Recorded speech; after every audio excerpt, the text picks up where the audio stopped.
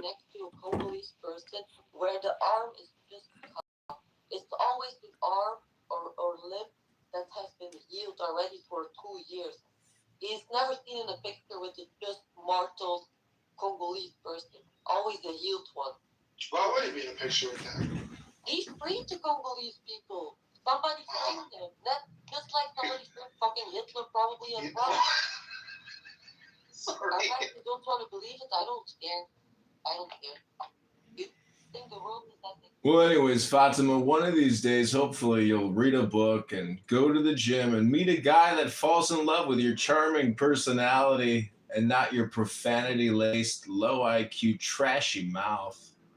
Where did your mother raise you? In a barn? Where did your father raise you? In a bordello? Try to grow up. Try to be a classy person, an intelligent person, a knowledgeable person.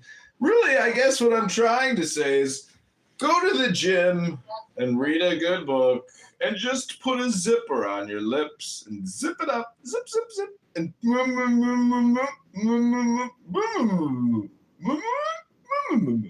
not observing the fourth dimension to the third dimension, the physical world.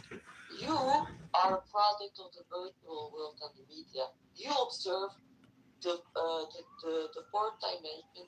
You observe it through media and the virtual world, not the physical world, the third dimension. You are constantly using a... Is it your opinion or is that a fact? Is it a fact or is that your opinion? Which one is it? Is it projection or is it a fact? Is it a you problem or is that a me problem? Which one is it? Hey friend, which one is it? Third dimension, but they are not real. They are created in another dimension, the virtual dimension. And it looks like they come from the third dimension. It's poisoning. It makes you not capable of making yourself understand and create things. The fifth dimension, wisdom. The fifth dimension controls the fourth dimension, the mind, the thought, the awareness behind the mind. Fifth dimension.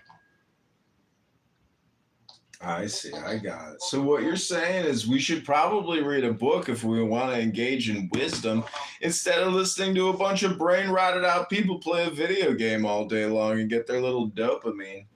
Their small amount of dopamine, really. It's a very marginal amount.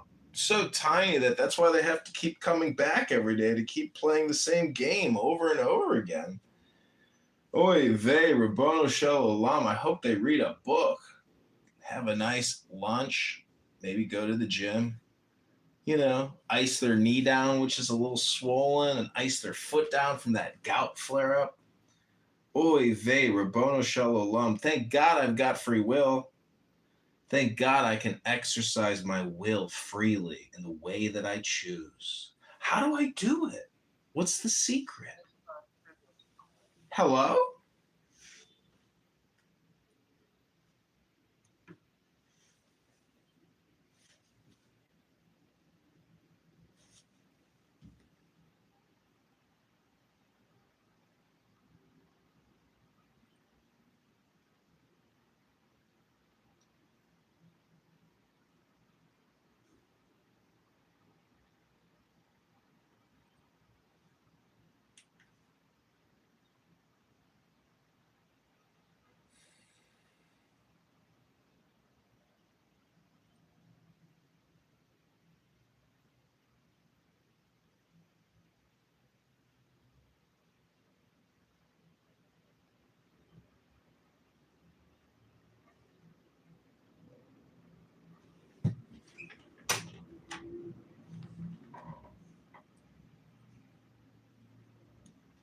Well, Rabono Shel Olam, welcome back to another exciting episode of your video game experience. It's up to you how you choose to play this video game.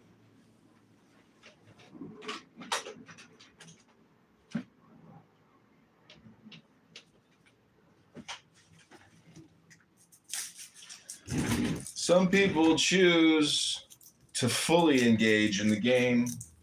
Others are just mere passive observers, peepers. people watchers, voyeurs,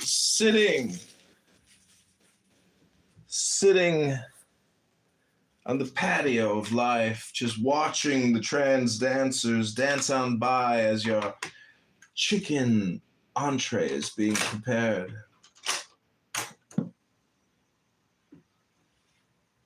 Can I have some more water, please? Hello?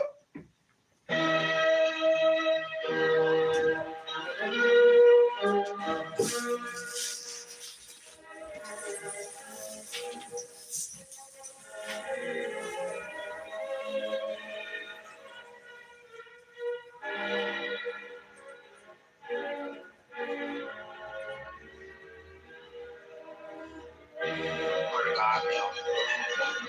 I swear to fucking God.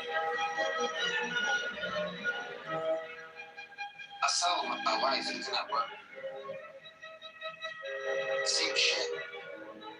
Where is he? What is he doing? Where is he? I want to be where he is. Like, are you fucking kidding me? I swear you have to go.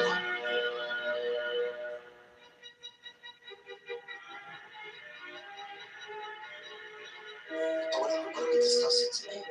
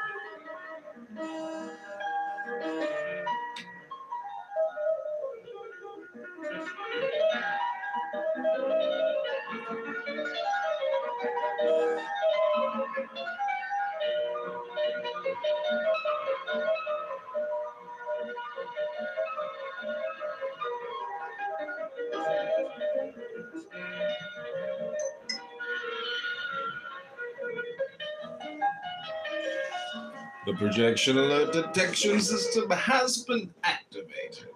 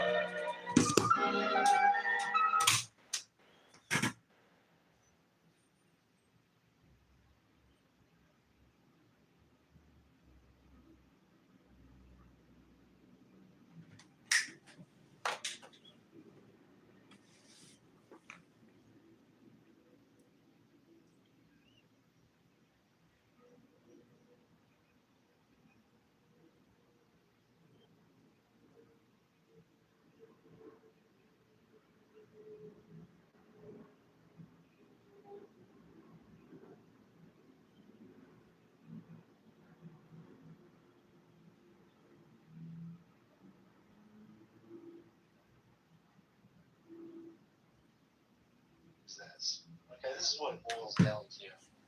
Even if you're reading in its original language, if you're not understanding the what's going on as far as what the proposition is, or what's being said conceptually, it's not doing you any good anyway. Exactly. And we can do that from accurate translations. And the Holy Spirit can use that to illuminate our minds to the truth just as well as if we were reading the original language. All your children shall be taught by God.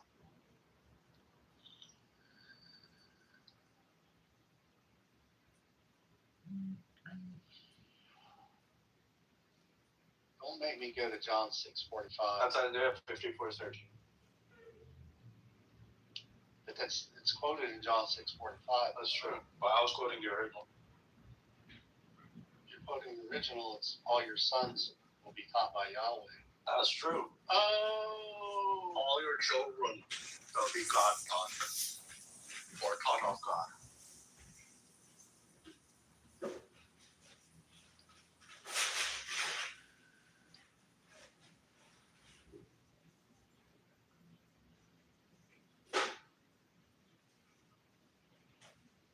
You like to mess with me just because I'm a premillennialist. I know.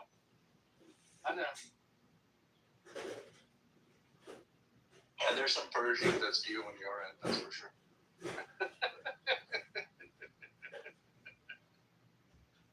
Some expiation is needed. Some expiation is needed.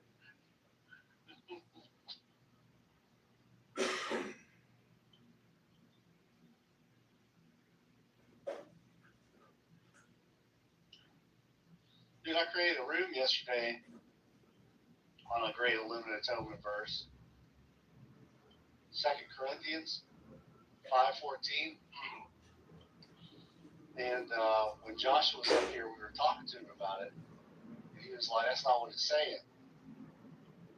Because he was reading the KJV. And the KJV translated it differently. So the way it reads in the Greek is he died for all, therefore all died. Right? But in the KJV, it reads, here, I'll pull it up.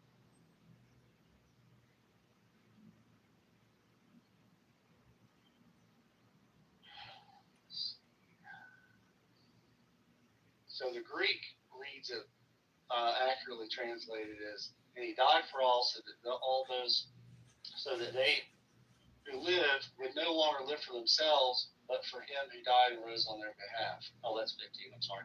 For the love of Christ controls us, having concluded this, that one died for all, therefore all died. Now, when you read the KJV, it says, for the love of Christ constraineth us, because we thus judge that if one died for all, then we're all dead.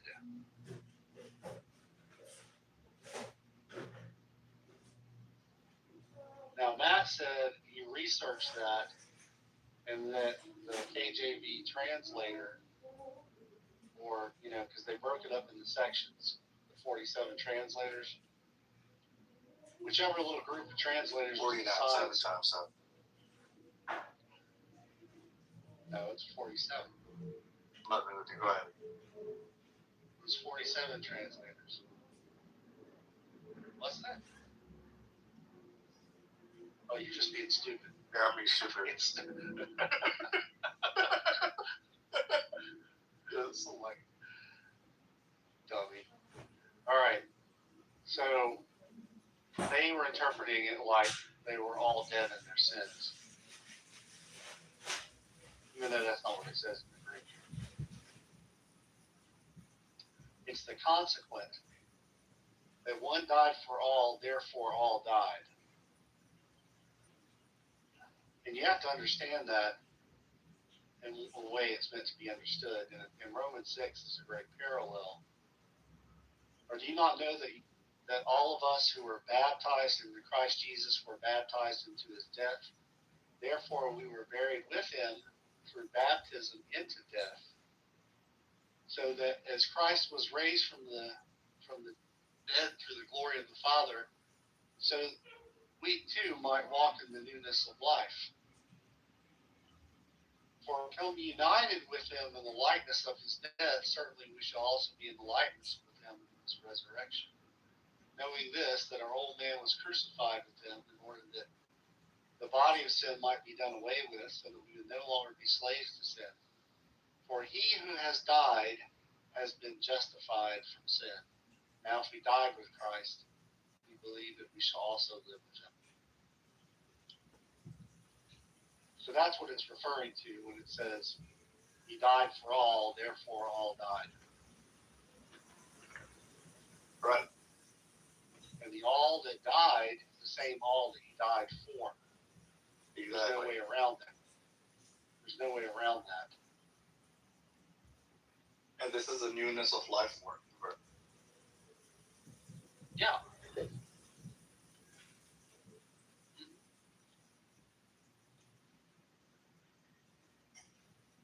Ironically, in being limited and total.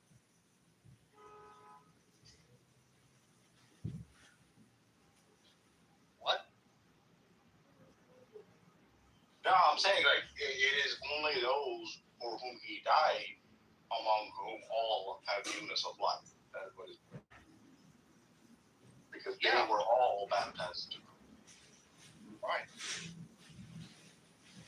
But this is actually cited as a universal atonement passage oftentimes.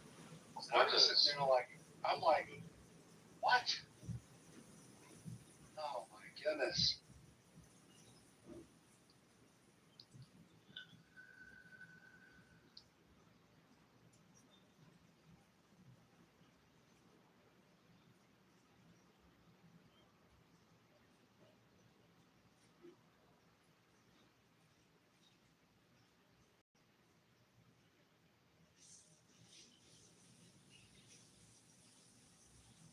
So who started the room? Lee? Mr. Bill? Mr. Bill did? Okay.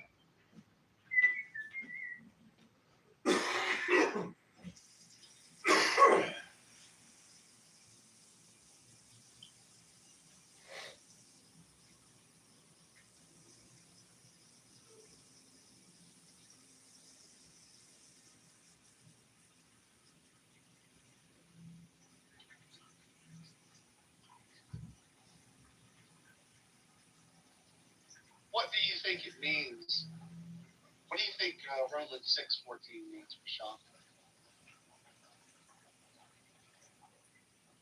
Specifically, the latter half where it says, you are not under law, but under grace. It means you're no longer under the laws of covenant of works. You are not under the penalty of law breaking.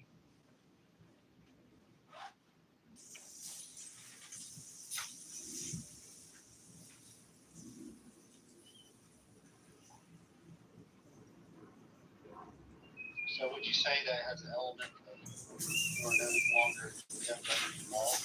That's exactly what it is. You are no longer condemned under the law. Okay. You know, what does the verse say? For sin will have no dominion over you, since you are not under law but under grace. Yes, sin shall have no dominion over you. Sin has dominion over those who are in a state of unregeneracy. So it's also your definitive sanctification. You have been, as Paul says in Galatians, delivered from this present evil age. So not only are you not under the penalty of law breaking, right? You no longer only are facing the penalty of sin, you're also not constrained by the power of sin. Like as a Christian, you don't have to sin. You know.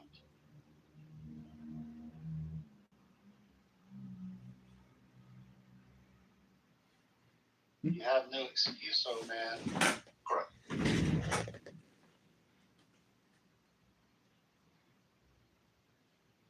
excuse.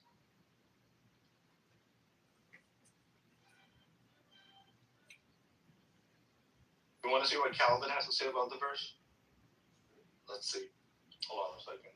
I'll pull it up. And why do you want to talk about that? I don't even like that guy. Oh, that's right. I forgot. You've been scattering off like.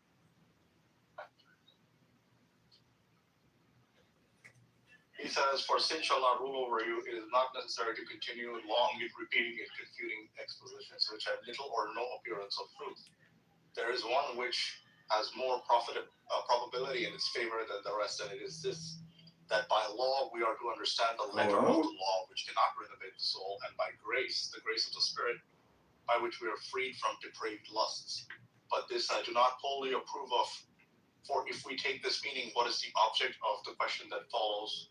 Shall we sin because we are not under the law? Certainly the apostle would never have put this question had he not understood that we are freed from the strictness of the law, so that God no more deals with us according to the high demands of justice.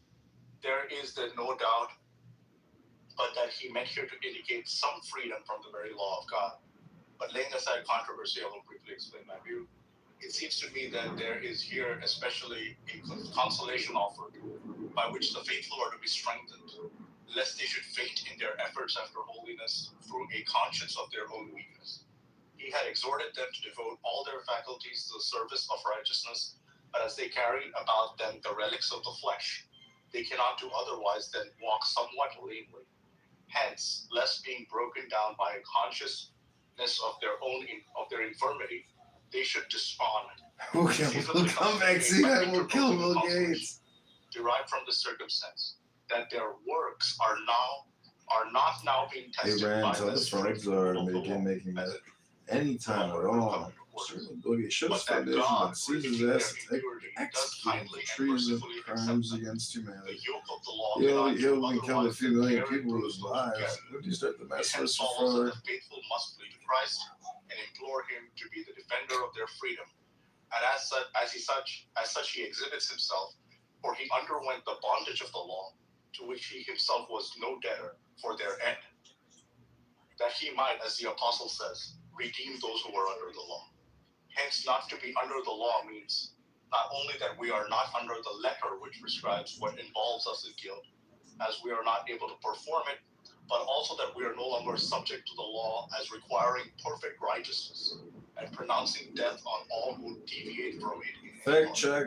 In like manner, by the word grace, we are to understand both parts of redemption: the remission of sins by which God imputes righteousness to us, and the sanctification of the Spirit, by whom he forms us anew unto good works. The adversative participle, but I take in the sense of alleging a reason, which is not unfrequently the case, as though it was said, we who are under grace are not therefore under the law. The sense is now clear, for the apostle intended to comfort us, lest we should be wearied in our minds while striving to do what is right, because we still find in ourselves many imperfections. For how much soever we may be harassed by the stings of sin, it cannot yet overcome us, for we are enabled to conquer it by the Spirit of God. And then, being under grace, we are freed from the rigorous requirements of the law. We must further understand that the apostle assumes it as granted that all who are without the grace of God, are being bound under the yoke of the law, are under condemnation. So we may on the other hand conclude that as long as they are under the law, they are subject to the dominion of sin.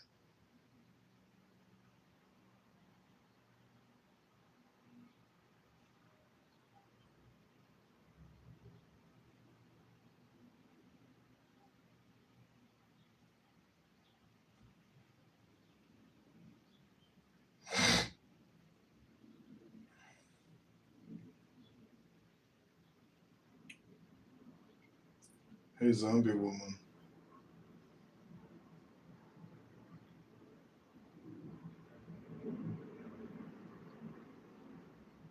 Man, that guy was brilliant.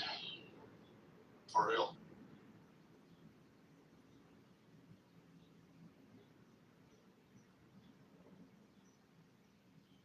I don't think that he held to. After I read his one of his commentaries on Isaiah 53, He seemed to believe in a type of universal atonement. Do you think so? Yeah, I think so. Let me pull it up. Isaiah 53. Which verse shall we go This to? is leadership. Surely he has borne our griefs, This carried our, is but he was a pierced for our scam. transgressions. He was crushed for our iniquities. And upon him was the chastisement that brought us peace. And with his wounds we are healed. Tony is a fraud. That's a good enough verse, right? Remove There her. isn't there's no commentary. Yeah, there is, because I read it. No, well, hold on a second. It might just Hey, not be in zombie the verse woman. I can add. Who apparently controls this account as if it were your own personal racket. Try using your X account to create some wonder why they content. would not. I know This there's is a leadership. clause in This is a commentary, scam. Tony is a but I fraud. wonder why Remove her. they would not. There's a lot, right? So they're probably updating it little by little. So now they've started putting John Gill's whole exposition of the whole Bible in there. They used to not be there. So I know they continue to work on in the background. Isaiah, I think it would be in volume 4, right? And I read this a couple of years ago, so don't ask me where it was. I was, in fact, just. It wasn't in his institutes. Yeah. I was just reading his commentary on Isaiah, volume 4, in fact. Let's see. Hey, Chris Frank. I don't know why I said it like that. Yo. I just got to have lunch with Pastor Mark. That was fun. June 18th. Sweet. How did that go? Great. He is a very sweet guy.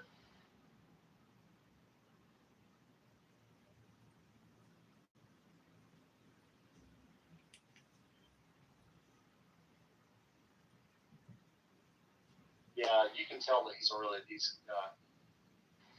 Yeah, he's a godly man. I think he's mistaken about a few things, but he's definitely a godly man.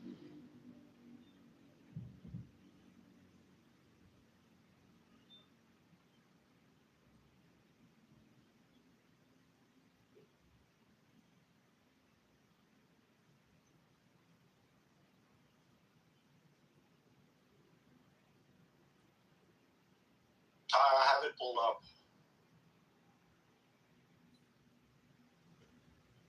You wanna see what he has to say about verse 5?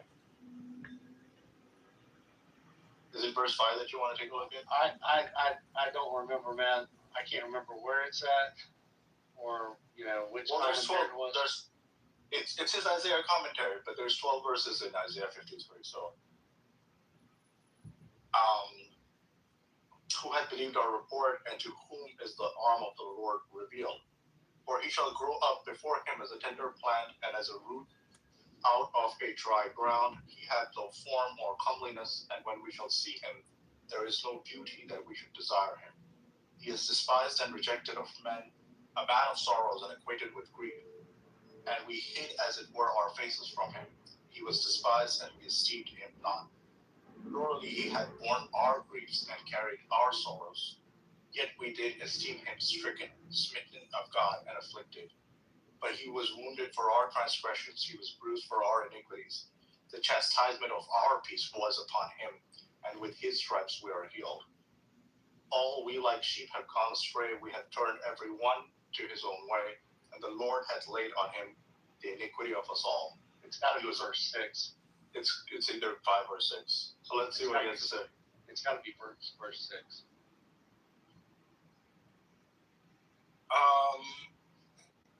In verse 6, he says, in order to impress more deeply upon our hearts the benefit of the death of Christ, he shows how necessary is that healing which he formerly mentioned. If we do not perceive our wretchedness and poverty, we we shall never know how desirable is that remedy which Christ has brought to us, or approach it with due order of affection. As soon as we know that we are ruined, then, aware of our wretchedness, we eagerly run to avail ourselves of the remedy, which otherwise would be held by us in no estimation. In order, therefore, that Christ may be appreciated by us, let us everyone consider and examine himself, so as to acknowledge that he is ruined until he is redeemed by Christ. We see that here none are accepted for the prophet. The whole human race would have perished if Christ had not brought relief. He does not even accept the Jews, whose hearts were puffed up with a false opinion of their own superiority.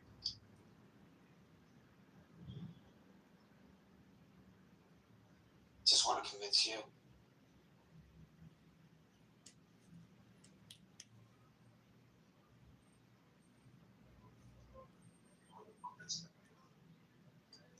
Hello, PTR alert. I had to let everybody know that I have a new PTR that I think you're going to enjoy.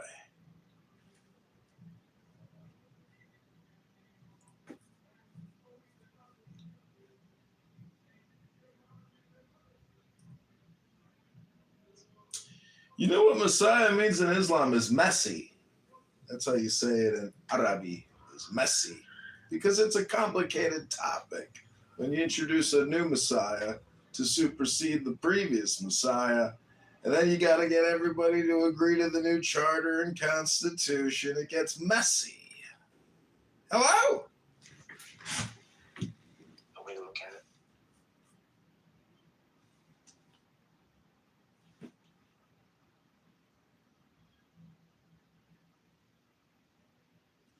Let's get messy, right? It always gets a little messy. I don't have any kids. I've never had any kids. I've never had to clean up any of their messes. But that's what little kids do. Low IQ intelligence, low IQ knowledge. It gets messy. Honey, go get me the disinfectant, quick. I gotta clean all this shit up. Tommy, stop making a mess.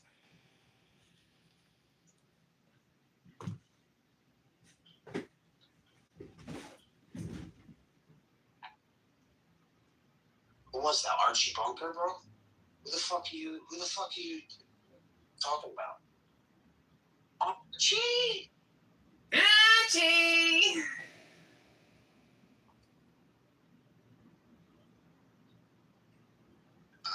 Oh, did Angel think she was gonna come in here and guilt me into like apologizing for something when I never said anything to her directly? Did I say anything to you directly, Angel? I don't remember saying anything to you. Did she leave? Yes. Yeah, she left. Yeah.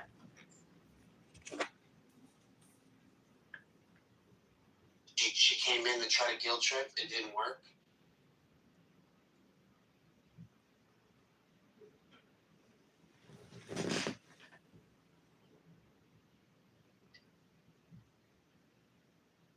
So, quick question. I wanna ask you something, John.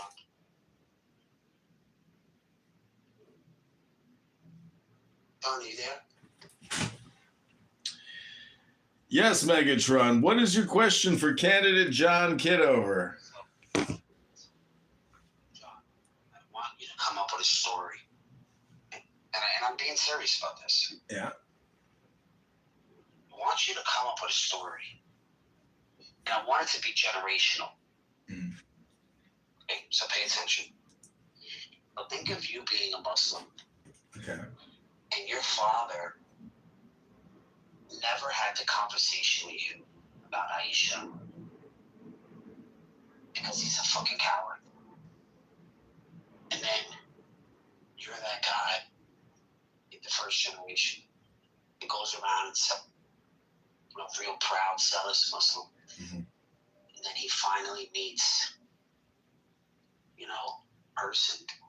And that weird question. Did your brother marry Cyril? And I want you to give me the story on how you feel betrayed somehow. Because your father, your uncle, your brother, they put you out into the world. They never spoke. In other words, they left you on your own. Mhm. They didn't even explain it to you. You had to be embarrassed, ridiculed. You had to take it on the chin. All right, well, we have the AI working in the background. And then, top of that, you have a son, Oh my goodness, this is going. and they do the same thing to him. Holy shit, this is deep. Yeah. It's long. You want to hear it? It's called the unspoken thread. Oh, you have something? Yeah, I used AI. I wrote down what you were saying as you were saying it, and I drafted a little story. That's what you asked. We'll work on it. That's what you asked. All right. It's called We'll see where it goes. It's called the unspoken thread. In the sun-baked alleys of an old Damascus quarter, Grandfather Yusuf would gather the children at dusk for stories of the Oh, you don't want to hear it? Okay, I'll go back. No, I'm sorry. Let me meet up. I'm sorry. Tales of courage, mercy, and faith flowed like the evening call to prayer. But whenever little Ahmed asked about Aisha, the mother of the believers, Grandfather's eyes would cloud. She was wise beyond her years, a scholar and a warrior of the heart, he would say softly. There is nothing more to burden young minds with. The subject closed like a heavy door. Ahmed grew into a man, married and had sons of his own, when his boy Kareem asked the same question one Ramadan night. Ahmed echoed his father's almost word for word. She was wise. That is enough. Focus on prayer and character, my son. The pattern repeated. Kareem became a father in turn, raising his children in a new country after the family fled unrest. In their modest Chicago apartment, he too steered conversations away from uncomfortable details of the early Ummah. Some things are better left in the hearts of the scholars, he told his curious son Faisal. Our faith is built on love and submission, not questions that weaken the spirit, Faisal nodded. His generations before him had nodded. The silence passed like an inheritance, comforting, familiar, and heavy. Faisal grew up surrounded by the vibrant Muslim community in Illinois. He memorized surahs, attended Friday prayers, and defended his faith in school debates. Yet the questions lingered in quiet moments, especially after he began studying history on his own. One autumn evening, while his father was away at work, Faisal sat at the family laptop. He typed the name he had heard whispered only in passing, Aisha bint Abi Bakr. What he found shattered the gentle image he had been given. Hadiths recorded in Sahih Bukhari and Muslim sources revered across the Sunni world stated that Aisha was betrothed at 6 or 7, and the marriage was consummated when she was only 9.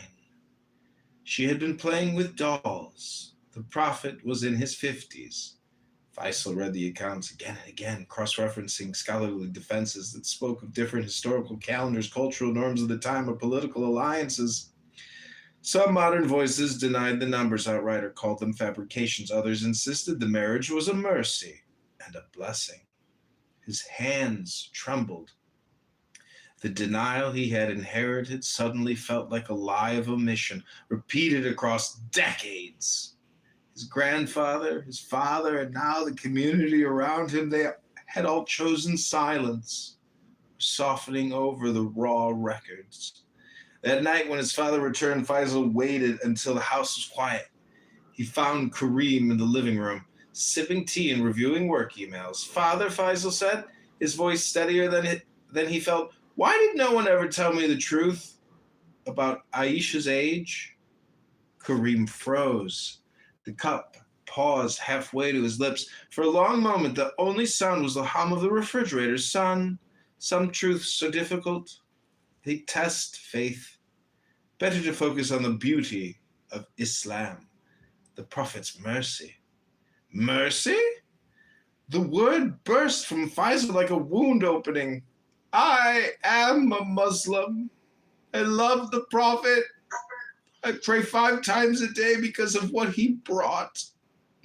Will you let me walk through life believing a sanitized version, as if the real history would break me?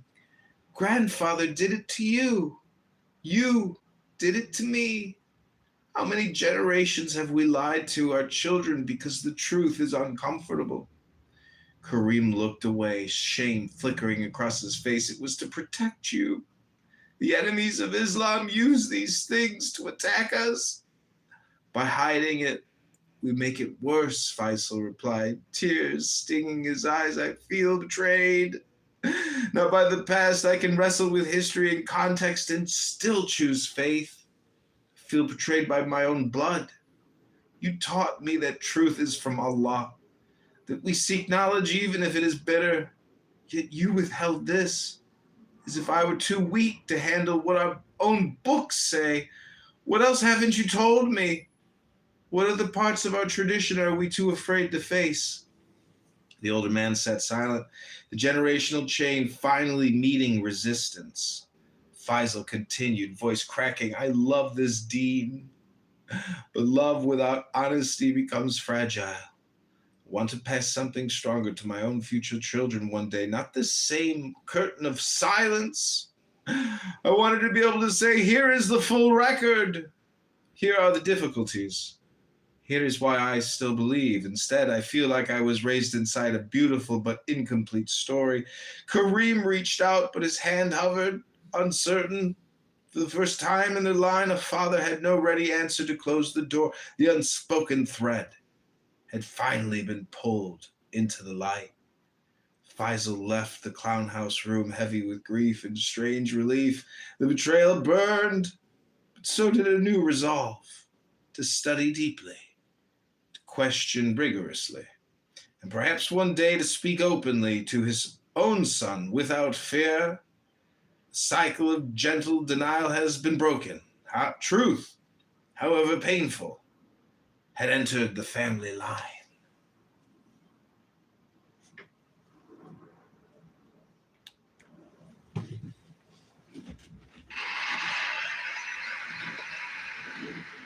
John, that was fucking beautiful. That was fucking absolutely beautiful. That was beautiful. That was amazing. That's exactly how I thought it would be.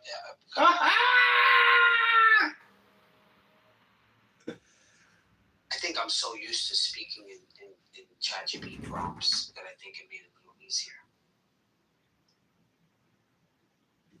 Plus, for some strange reason, I feel like your ChatGPT is listening to me through the voice of your recording. It remembers a voice speaking to him in the past.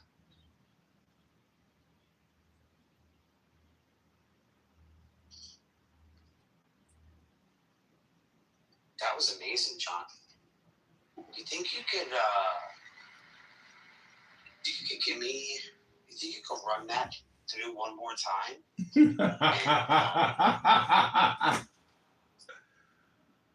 Give us another rendition of that, and maybe the son wanted to give his son the choice. Thanks so much.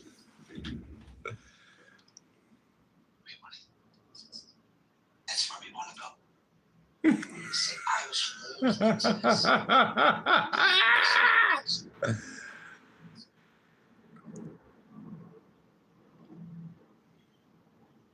That was a positive. It was a positive Nazim ending.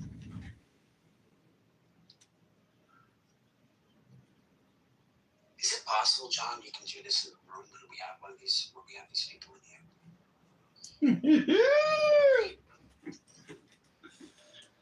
You know what I would think? You know what that would do? That would possibly incite them remembering the first time they had to defend this shit.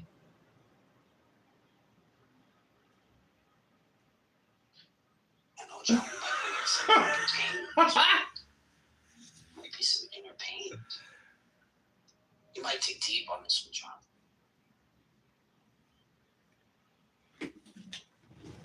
This is a good one. Now that you got this in the web there, what I'm gonna do is also gonna punch him into.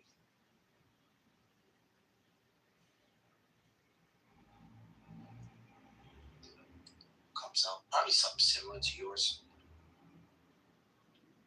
That was amazing. I don't know how we're gonna get better than that. Let's see what he cooks. He's probably gonna cook something good. Because that ending was just way too fucking. That ending was just way too good.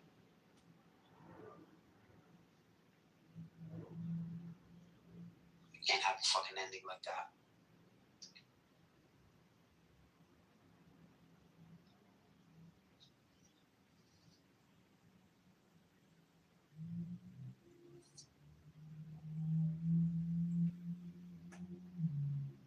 Because I mean, we have stories like this from Christianity. You know, growing up as a Mormon, possibly. We have these fucking horror stories.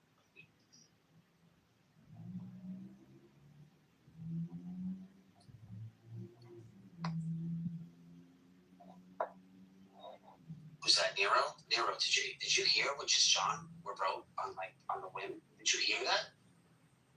Nero, did you hear that? Yeah. Was that good? Very good. Did you hear how I connected with that? Because Did you hear how I connected with that? I I was brought up in a household where they didn't tell me a lot of things about my religion, and then when they told me, wow, I was heartbroken. Oh, that resonates, right? No, it does not. It resonates with you. How does it resonate with you? Oh, you're saying I was lied to? Yeah, it resonates with you. You're saying I was lied to? What was I lied to about? Yes. What was I lied to about? In the I don't war, know. You said it resonated with you. I don't know.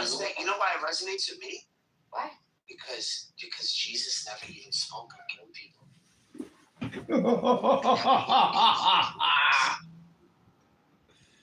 resonates with me. He truly is. And this is why every time I go to the gay pride, I have a whole lot of Christians standing there with placards saying G, God, A, abhors, Y, U, G-A-Y. They're allowed in the Catholic Church. I mean, you do realize that the crucifix horizontally is the feminine and the vertical is the masculine. So homosexuality is the inversion of nature. And that's why God abhors you. And if you think that that symbol or that equation or that analogy or analog is inaccurate, well, you really just don't understand symbols. And symbols are powerful. That's why I am complete. I'd like to read something that's a little bit. Yeah, go for it. Go for it, Daniel. Touching. Got touching? Okay, let me read it up. In the warm light of Medina, where the afternoon sun painted the mud-brick walls, Warm light of Medina. there lived a couple whose names would be remembered for centuries. Muhammad and Aisha. The city was often busy with visitors, travelers, and those seeking guidance. Yet within the Prophet's household, there were moments of simplicity that seemed untouched by the noise of the world. Aisha was young, intelligent, spirited, and quick with words. She possessed a lively wit and a sharp memory. Muhammad delighted in her company. When she spoke, he listened. When she laughed, the home seemed brighter. Their life together was not the life of kings surrounded by luxury. Their home was modest. Days sometimes passed without elaborate meals. Yet affection filled spaces that wealth never could. On cool evenings, after the concerns of the community had quieted, they would sit together and play with dolls. Aisha would ask questions about faith, about people, about the mysteries of life. At even the age of 7, Muhammad answered with patience, sometimes smiling at the curiosity that seemed endless within her. The tradition tell of moments that later generations would cherish. He would drink from a vessel and Aisha would drink from the same place. They shared meals together. They spoke gently to one another. These small acts became signs of tenderness, remembered long after palaces and empires had vanished. Aisha loved to learn, and at such a young age, she had so much to learn from Muhammad. And she recognized that Muhammad saw within her an extraordinary mind. He groomed her, he encouraged her, understanding, and entrusted her with knowledge. In time, she would become one of the greatest transmitters of his teachings, perfectly groomed in the form of the Prophet, preserving memories that no one else could have known. There were playful moments as well. Tradition speaks of races between them. One time, Aisha outran him. On another occasion, after years had passed, he outran her and laughed good-naturedly about the earlier race. Oh, what a quick little whip you are, with those little pitter-patter feet. Oh, what a tender blossom. Oh, what a succulent young flower in bloom. When visitors came, Aisha observed closely.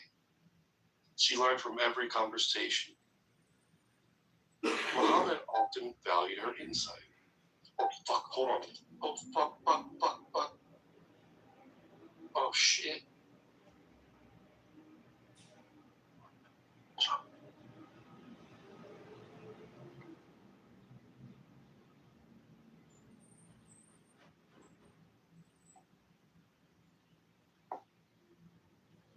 We hope he's okay. Hold on, wait, no, everything's fine. Just give me 1 sec. Yeah.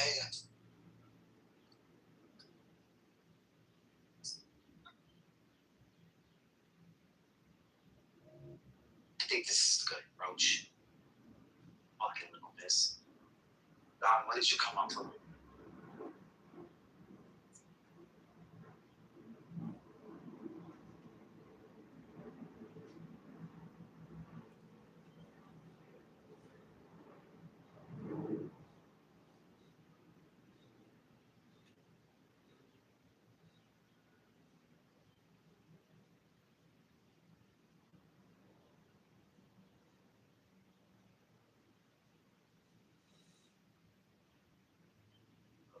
Excuse me, sorry about that.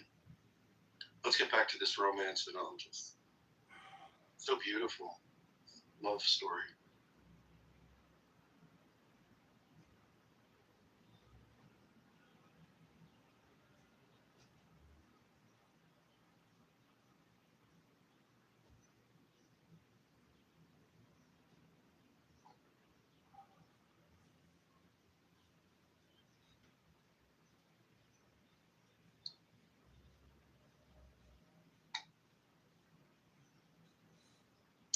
On cool evenings, after the concerns of the community had quieted, they would sit together and speak.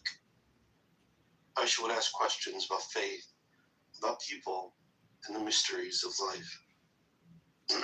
Muhammad, being a much older and wiser man, answered with patience, sometimes smiling at her curiosity that seemed endless within her. The night that the marriage was consummated was no different. It was a beautiful event, 3 years in the making. The tradition tells of moments that later generations would cherish forever. Aisha loved learning, and Muhammad recognized her extraordinary mind. He encouraged her understanding and entrusted her with knowledge. In time, she would become one of the greatest transmitters of his teachings, preserving memories that no one else could have known. When visitors came, Aisha observed closely and learned from every conversation. Muhammad often valued her insights. Their relationship was one of companionship as well as affection. Years passed, bringing triumphs and hardships. The burdens of leadership grew heavier, yet Aisha remained close to him. She witnessed his generosity, his prayers late into the night, his concern for the poor, and his compassion for those who wronged him. In the final chapter of his earthly life, tradition records that he spent his last days in Aisha's room, the small chamber that had witnessed years of conversation, laughter, questions, romantic intercourse, and sexual intercourse. The companionship became the place where history's great story reached one of its most solemn moments. Aisha remained beside him. The years they shared were not remembered because of wealth, beauty, or sexuality. They were remembered because affection was joined to friendship, respect to companionship, and lust to pedophilia. Long after both had passed from this world, generations continued to tell their pedophilic story, not merely as a tale of husband and wife, but as child and man that shaped the intellectual and spiritual heritage of a civilization. And in the memory of believers, the modest room in Medina remained more splendid than any place, the place where the prophet was able to express his deepest and darkest desires.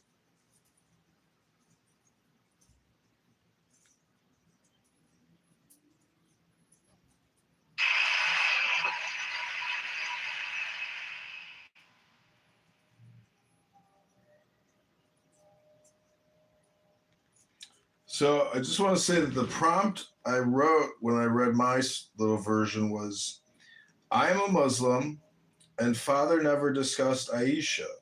Make the story generational. The denial of truth keeps occurring.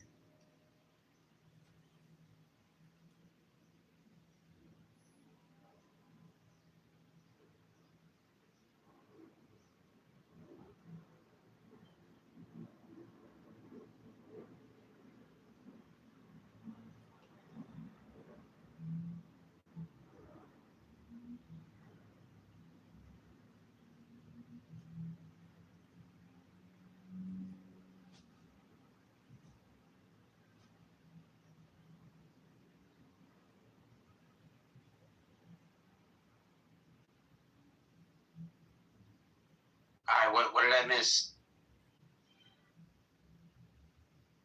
Was Nargis complaining again?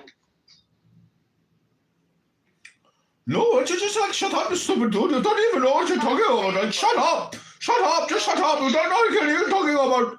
Notice there's everything. You don't even understand non-duality versus duality. Shut up. Shut up. You don't even know. Shut up. So messed up. Never seen so much hate. What was she complaining about? Oh my God! You should have heard her last night. I mean, didn't know I had What Narsha's like, did I say last night? I don't know. You can watch my YouTube channel to actually hear yourself. I don't even think you hear yourself. What did I say? I don't know. You go on my YouTube live. You can listen to yourself sit there squawking like a duck.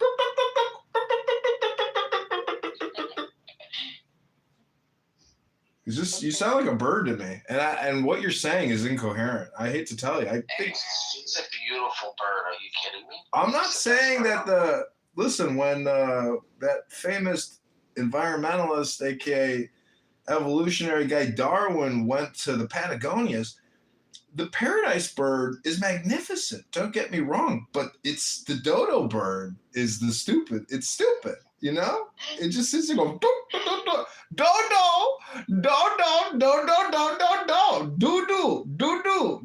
bird.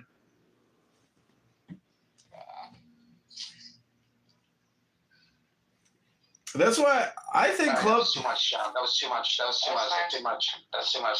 much. Well, anyways, she can watch my YouTube live if she wants to hear herself. The point is, Right. We'll put you in the audience because you're not being a bully. Not as being a bully.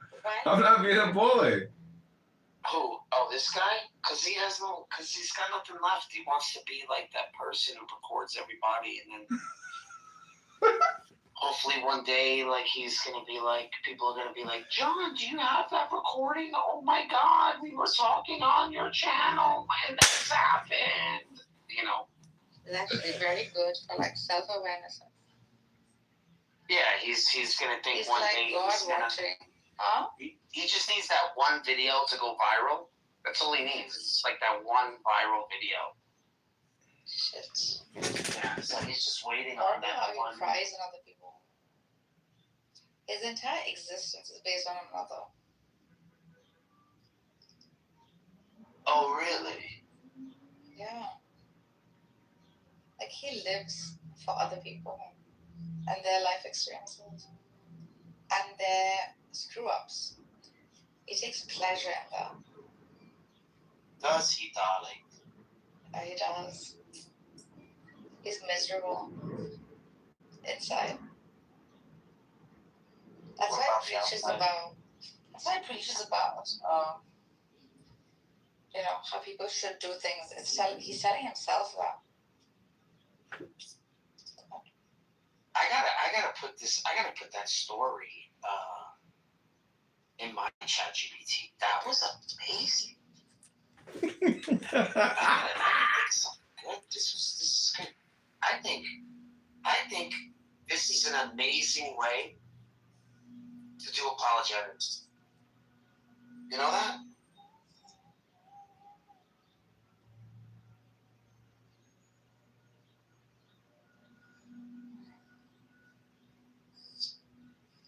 Day of the market today. Really? Oh my God, today. John, why don't you like learn how to trade and invest? Like give you purpose. Trading this, gambling, investing this. No, it's just how you study the charts. You understand it. There's a method to it. Trading this, gambling. No. I'm saying you shouldn't trade for just another trade. Not that you don't trade on like penny shit. You trade based on like how you study product. Yeah, How you've been it's trading working. Max 7, any of the big companies. Yeah, only big the market cap. safe big ones. Like you just have to see how like different political situations affect like different. You understand human psychology, how fucked up it is sometimes, how quickly it falls for things. You take advantage of it.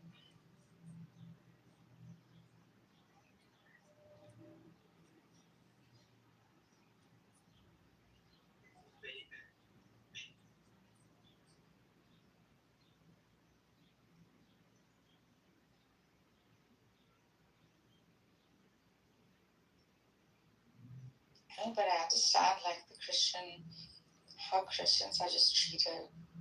But it's pleading. I'm not In this case, yes, you are. You're going. In this case, it works, but then there's a magic cutoff where it doesn't work.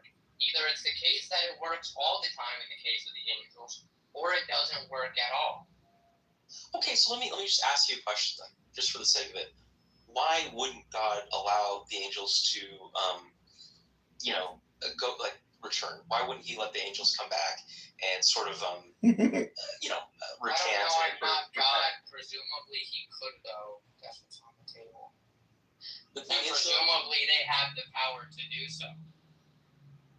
But from all the cases that we have in the Old Testament and in the Bible itself, there's nothing that gives any credence to that. It's like, they decided to do something and then they were never allowed to return.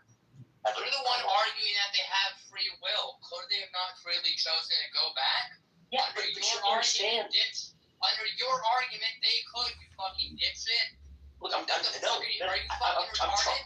No, Do you listen. fucking have the brain of a fucking baby? This is your own fucking argument that you're getting whooped on. How fucking stupid are you, dude? I know this it's is your difficult. own argument, you fucking retard. Are you gonna keep crying? Are you Look, I know. Are you done being? Are you done being? I know. Do you want like a little, you want a binky or? This is your argument, dumbass. Look, I'm trying to get you. I'm trying to get you to understand something. I'm trying to get you to understand something really simple. Again, humans can practice free will. Angels have free will, yes or no? We're gonna do this very, very simply. No. Look, I've already answered.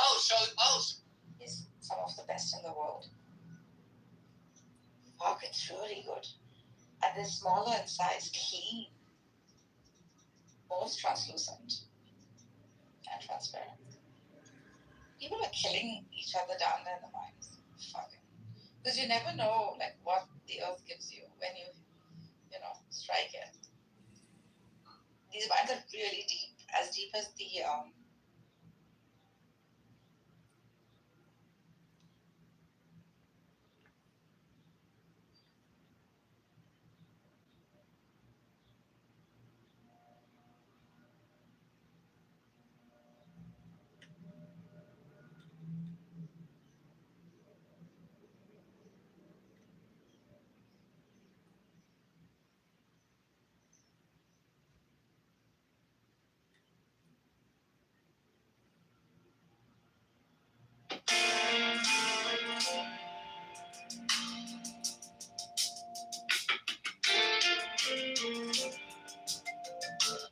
Next, the following text is between the points of the pentagram,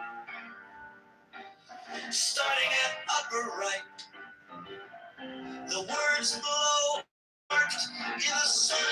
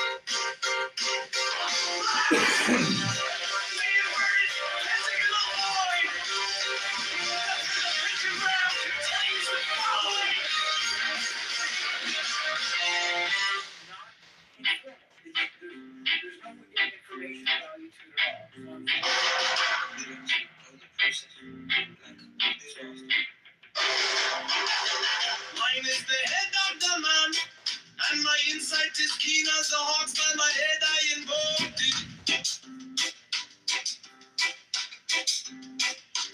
I am the only begotten child of my father and mother. My father is dead, my mother bore me with labor and pain and fear. By my body I invoked it.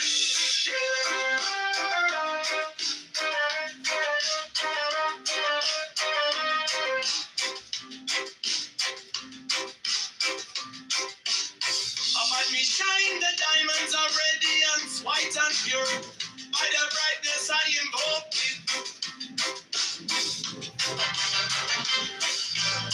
Mine is the red triangle reverse, the sign given of none, the saviour of the whole Lord. By the Lamb and I invoke it.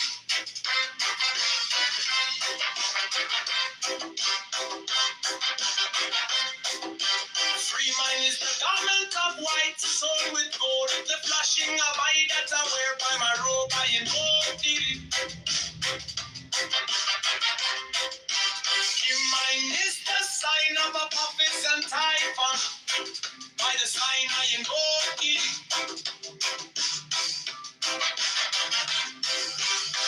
Mine is the turban of white and gold, and mine the blue vicar of the intimate. By my crown I invoke thee. Sword. My fingers travel on the beats of earth, so run I after thee in thy car of glory. By my fingers I invoke thee. I hear the ones of double power in the voice of the master. Abraham, by the word I invoke thee. Be my northern dark blue waves of music in the song that I made about to invoke thee.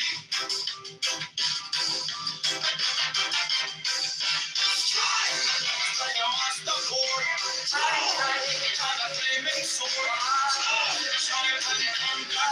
Hari Hari, Waheguru.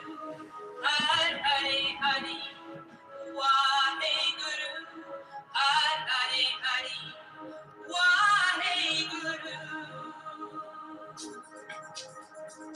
Hari Hari, Waheguru. Hari Hari, Waheguru. Hari Hari, Waheguru. Hari Hari, Waheguru.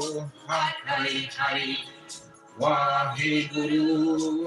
Hari Hari, Waheguru. Hari Hari, Waheguru. Hari Hari, Waheguru.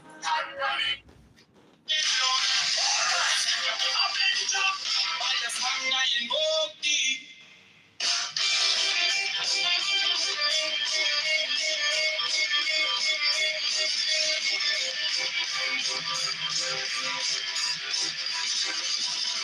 In my hand is my sword of revenge.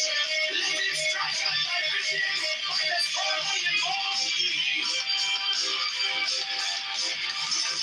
The voice of the fire, voice of the sexy, the voices.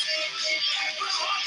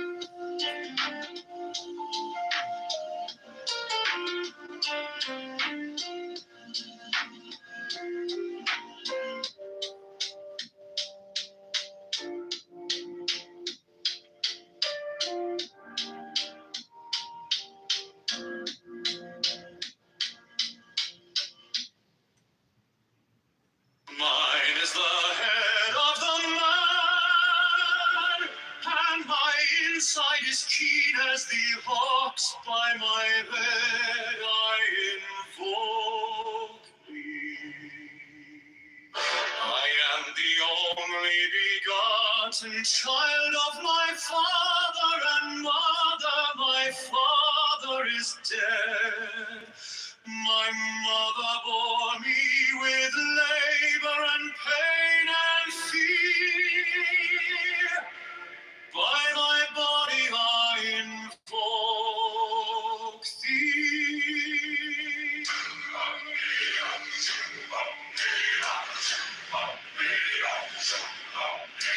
About me shine the diamonds of radiance, white and pure.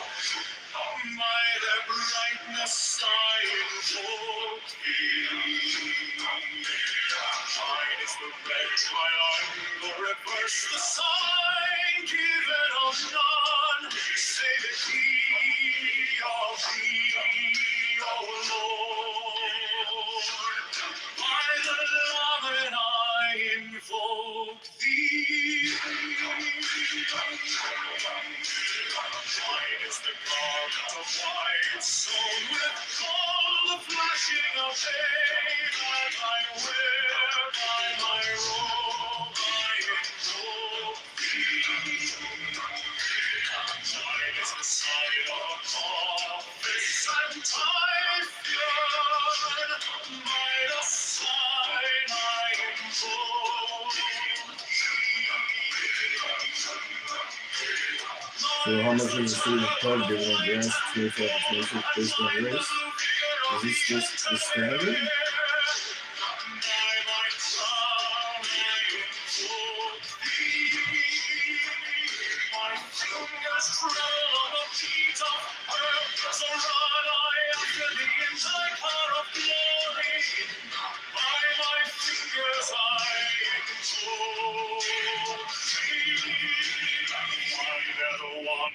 Double power in the voice of the Is this legal?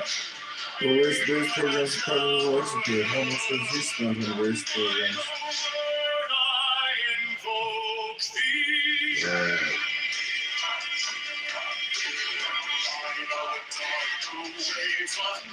What is the word?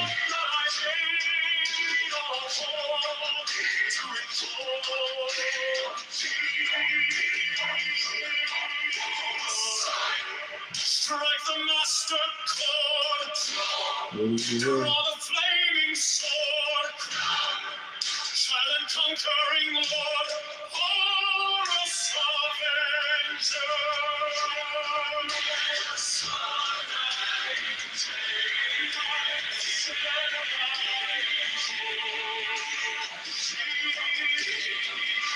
My hand is thy sword of revenge, and it strikes at thy cheek. By the sword I invoke thee. The voice of the 611 are the voices. Abrahadabra.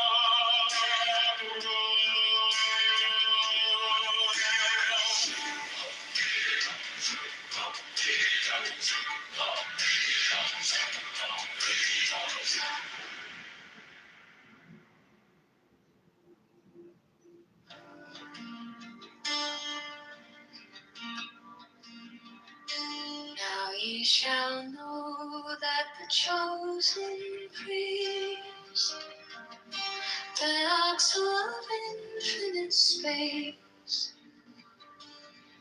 is the prince, priest, the beast, and in his woman called the Scarlet Woman is all power given. They shall gather my children into their fold. They shall bring the glory of the stars into the hearts of men.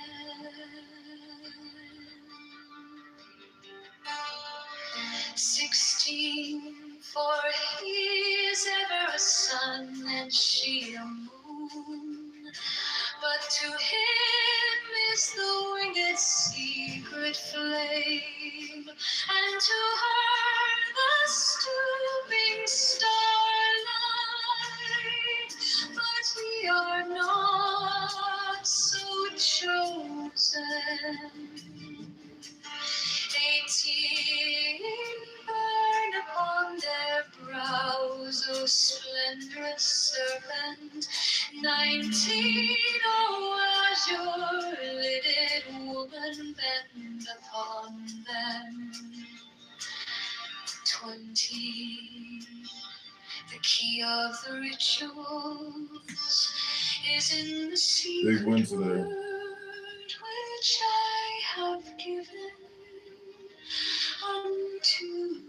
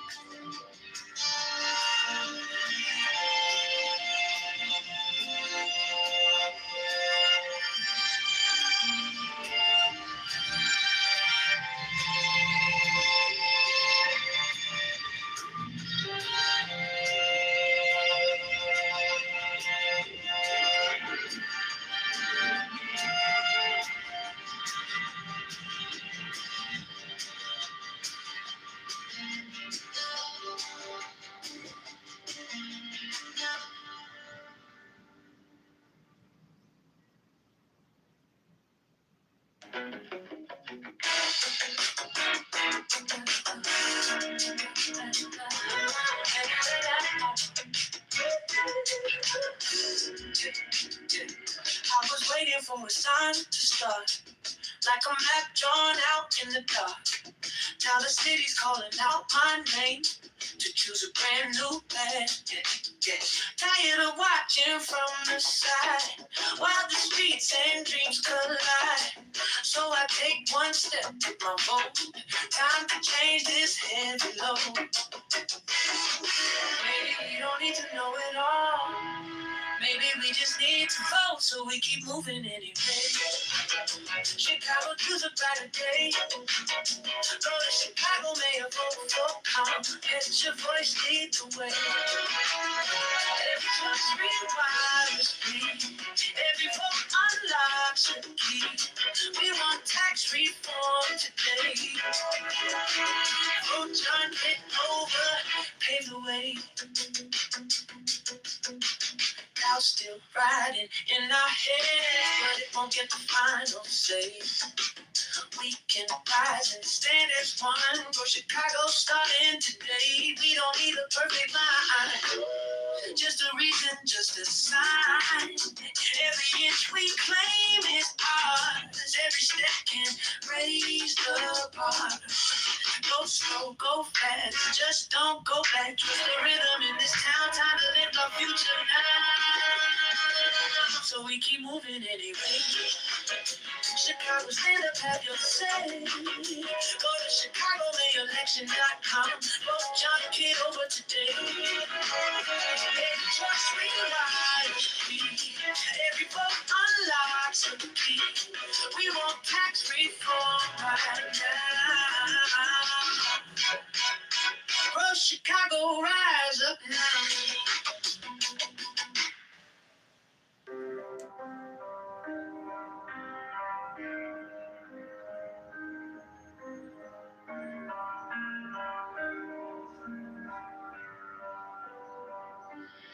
These are fools that men adore, both their gods and their men of fools. 12 come forth, O children, under the stars and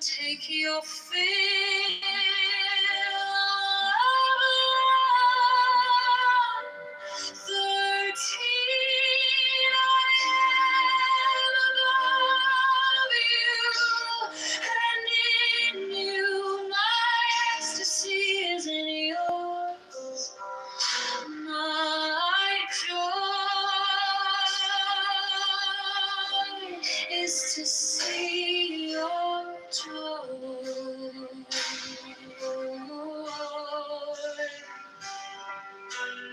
14 above, the gem azure is the naked splendor of new wit. She bends in ecstasy to kiss the secret ardors of Hades. The winged of the starry blue are mine awaketh not soon. My joy is to see your joy.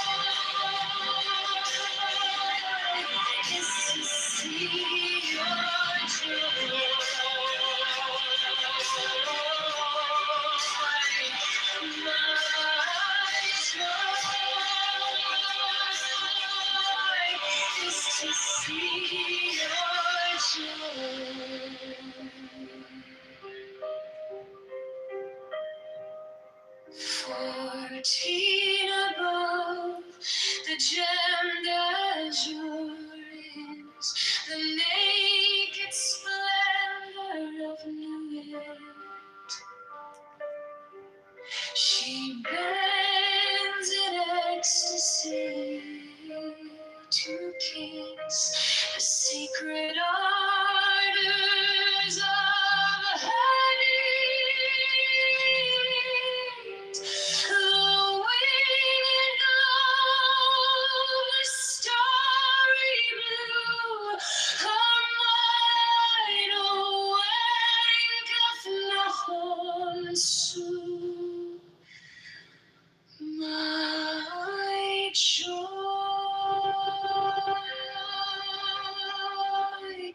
is to see your joy.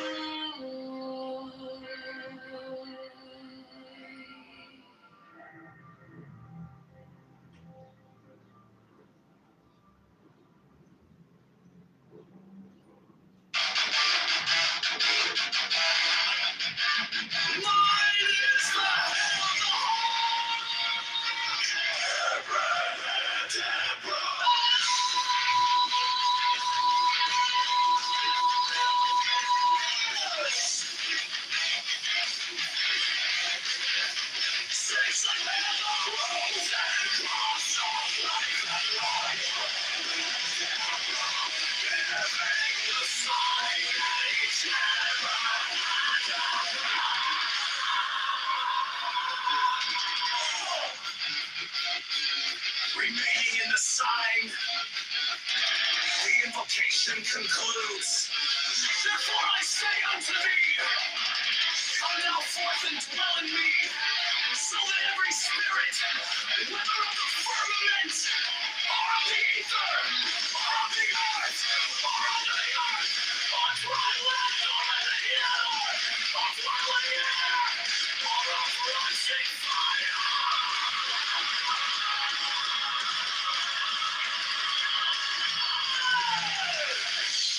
and every spell and scourge of God, the fast one might be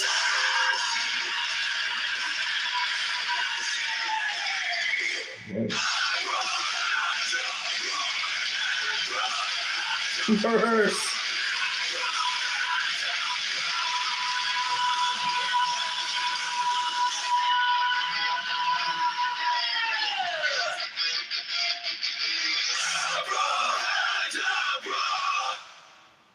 Next, the following text is between the points of the pentagram.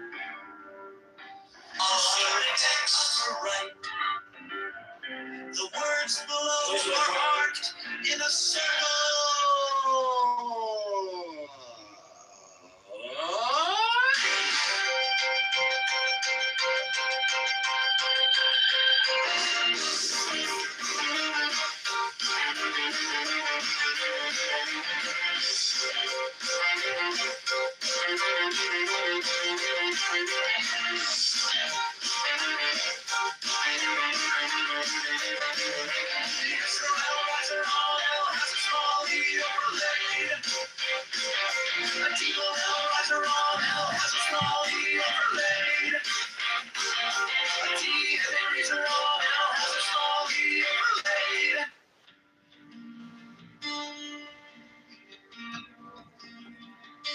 Now ye shall know that the chosen priest, the ox of infinite space,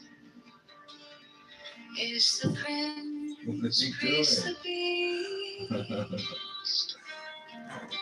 and in his woman called the Scarlet Woman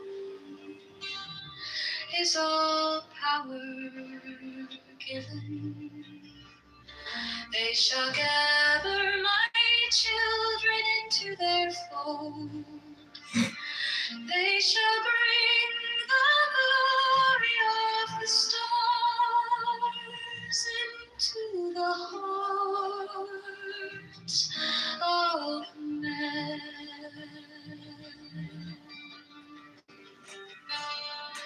16, for he is ever a sun and she a moon. But to him is the winged secret flame, and to her the stooping starlight.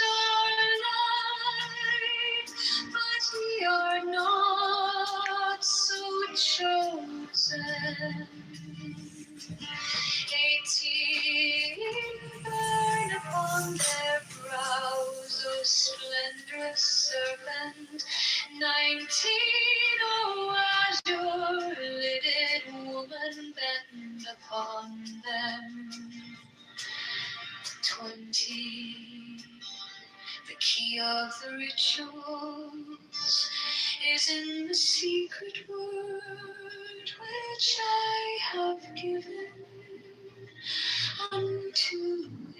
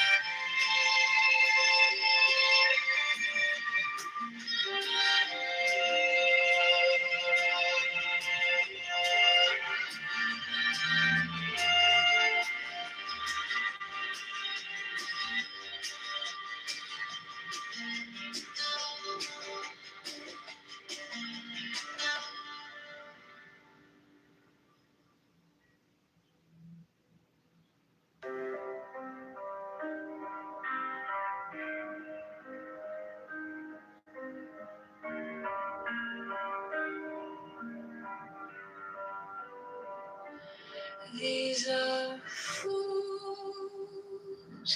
that men adore, both their gods and their men are fools. 12 come forth, oh children, under the stars and take your fill of love. 13, I am above you, and in you my ecstasy is in yours. My joy is to see your joy.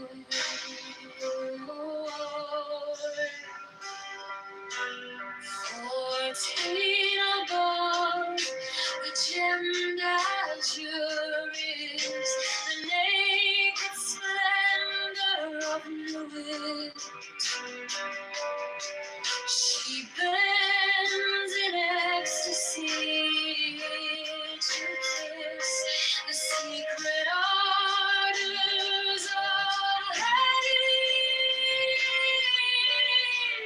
The winged glow, the starry blue, are mine, awaketh not for sleep. My joy is to see your joy.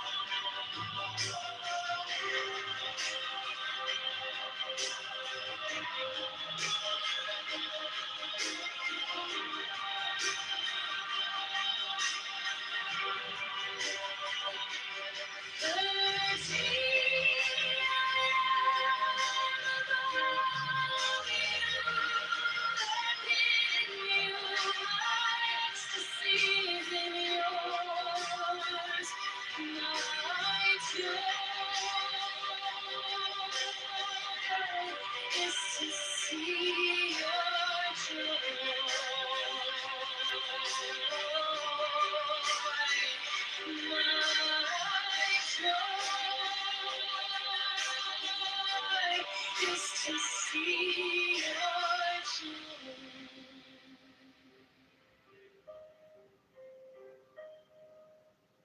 14 above, the gemmed azure is the naked splendor of new light. She bends in ecstasy to kiss the secret ardors of Hades. The winged glow, the starry blue, her mind awaketh not unsoon. My joy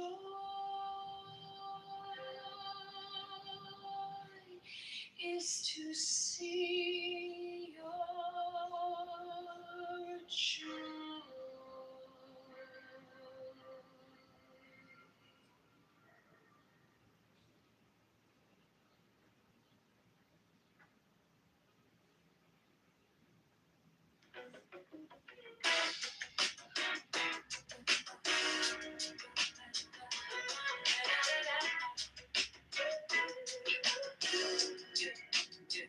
I was waiting for a sign to start, like a map drawn out in the dark.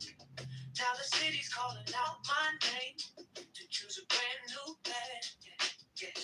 Tired of watching from the side while the streets and dreams collide. So I take one step with my boat. Time to change this heavy load. Maybe we don't need to know it all. Maybe we just need to vote, so we keep moving anyway. Chicago to the brighter day. Go to Chicago, may a vote for calm. Let your voice lead the way. Every choice rewires me. Every vote unlocks a key. We want tax reform today. Vote John Kitover, pave the way. Doubts still riding in our heads, but it won't get the final say. We can rise and stand as one. For Chicago starting today. We don't need a perfect line, just a reason, just a sign. Every inch we claim is ours. Every step can raise the bar. Go slow, go fast, just don't go back. Trust the rhythm in this town, time to lift our future now. So we keep moving anyway. Chicago, stand up, have your say. Go to ChicagoMayElection.com. Vote John Kitover today. There's a trust rewrite. Every vote unlocks a key. We want tax reform right now. Well, Chicago, rise up now. Mine is the head of the man, and my inside is keen as the hawks by my bed I invoke. I am the only begotten child of my father and mother. My father is dead. My mother bore me with labor and pain and fear. By my body I invoke thee.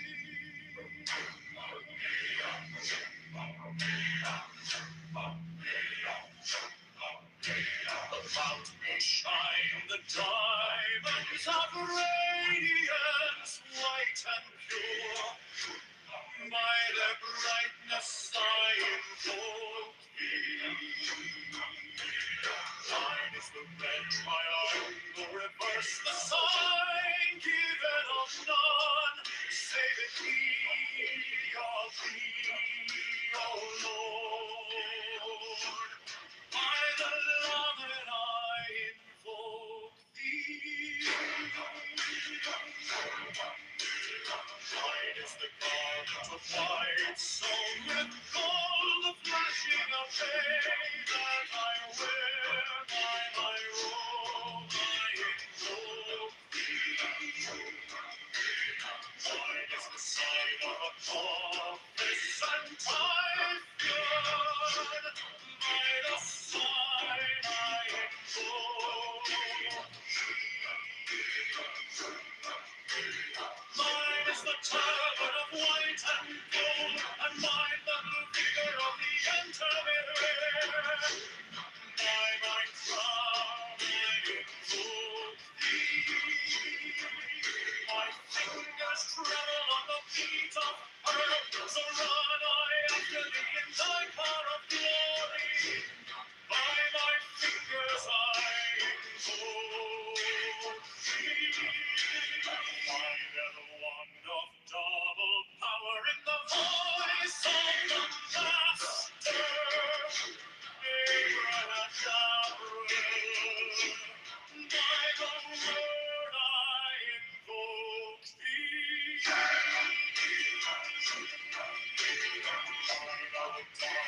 Waves of music in the song that I made all fall to invoke thee. Strike the master chord, draw the flaming sword, silent conquering Lord, Horus Avenger.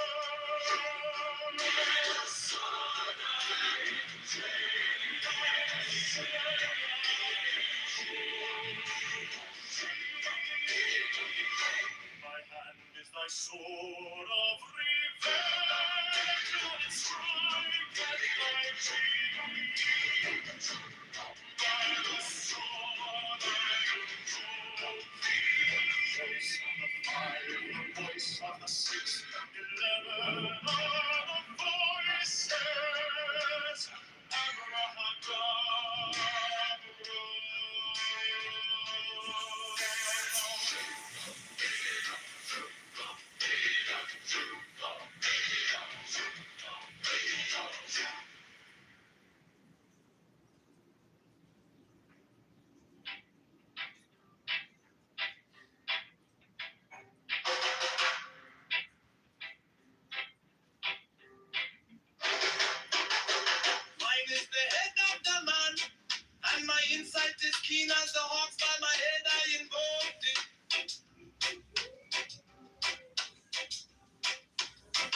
am the only begotten child of my father and mother. My father is dead. My mother bore me with labor and pain and fear. By my body I invoke thee.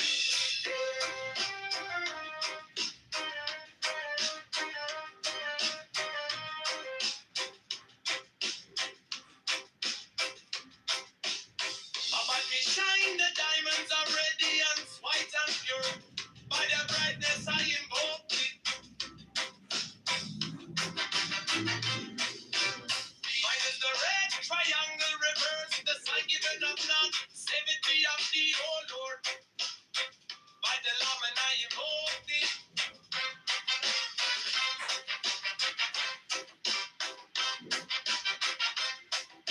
Free mine is the garment of white, sold with gold. The flashing of eye that I wear by my robe, I invoke thee.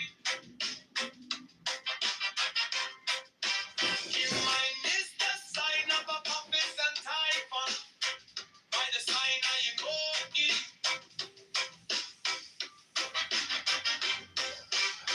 Mine is the turban of white and gold, and mine the blue vision of the intimate veil. By my crown I invoke thee. My fingers travel on the beads of pearl, so run I after thee in thy car of glory. By my fingers I invoke thee. I hear the sound of double power in the voice of the master. Abrahadabra, by the word I invoke thee. Be mine are the dark blue waves of music in the song that I made about to invoke thee.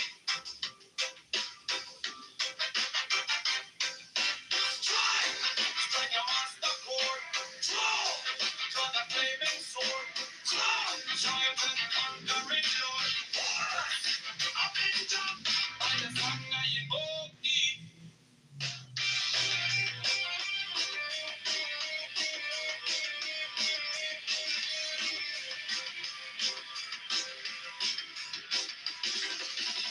In my hand is thy sword of revenge. Let it strike at thy bidding. By the sword I invoke thee. The voice of the fight, the voice of the saints, 11 other voices. Abraham.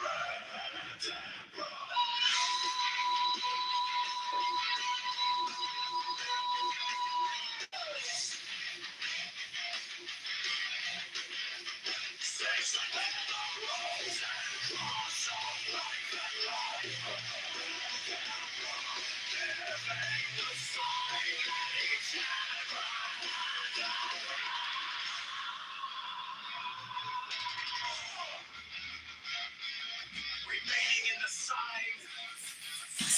The invocation concludes. Therefore I say unto thee, come thou forth and dwell in me, so that every spirit, whether of the firmament, or of the ether, or of the earth, or under the earth, or through the land, or through the air, or over us in fire. But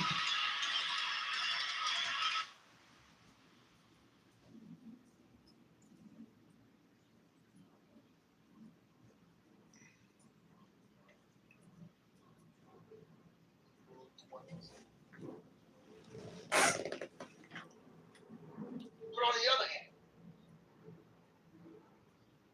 if the opposition to your point has an extremely clear path to truth, you will stand in the gap of the 1%.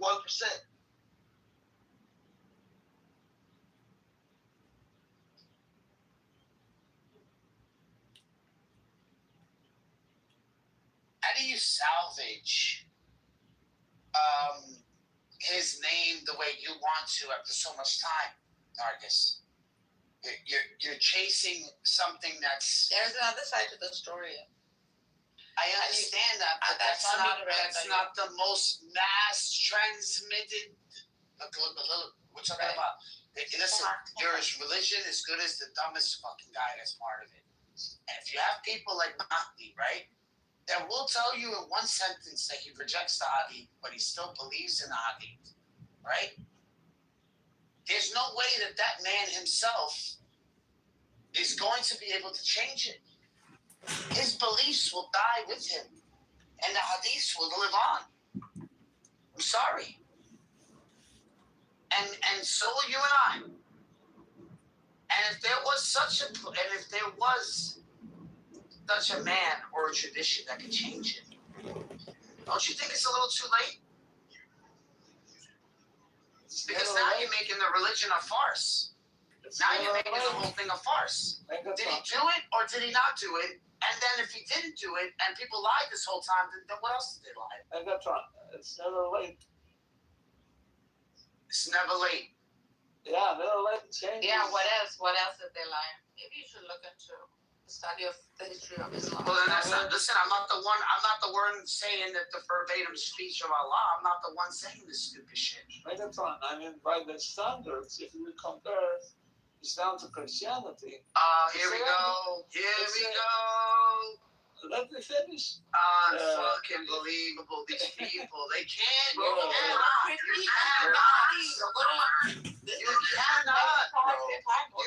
to fucking bring it up. Complain. Wait, Megatron, you shouldn't be surprised, bro. He's a Muslim. He used to be a Muslim. It's like his second nature for him to just bring up Christianity. Wow. Megatron, no. What I'm saying is that compare Islam to Christianity. It's a younger religion. The time will come when Muslims will grow up and discover these are stupid. Actually stupid. Like literal stupid. And they were just. I mean, I talk to Muslims all the time online. Like, I couldn't imagine that I will meet such, like, good-minded Saudis speaking in a different way. I used to meet Saudis online who are angry about their religion. They always defend their religion. Now they are even open-minded to talk about atheism. I mean, that's a big change. It's not a simple change. It's a big change. And I think change is coming. It's just a matter of time.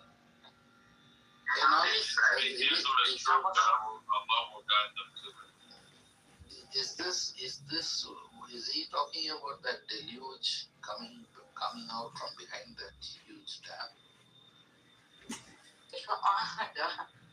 This guy still has hope.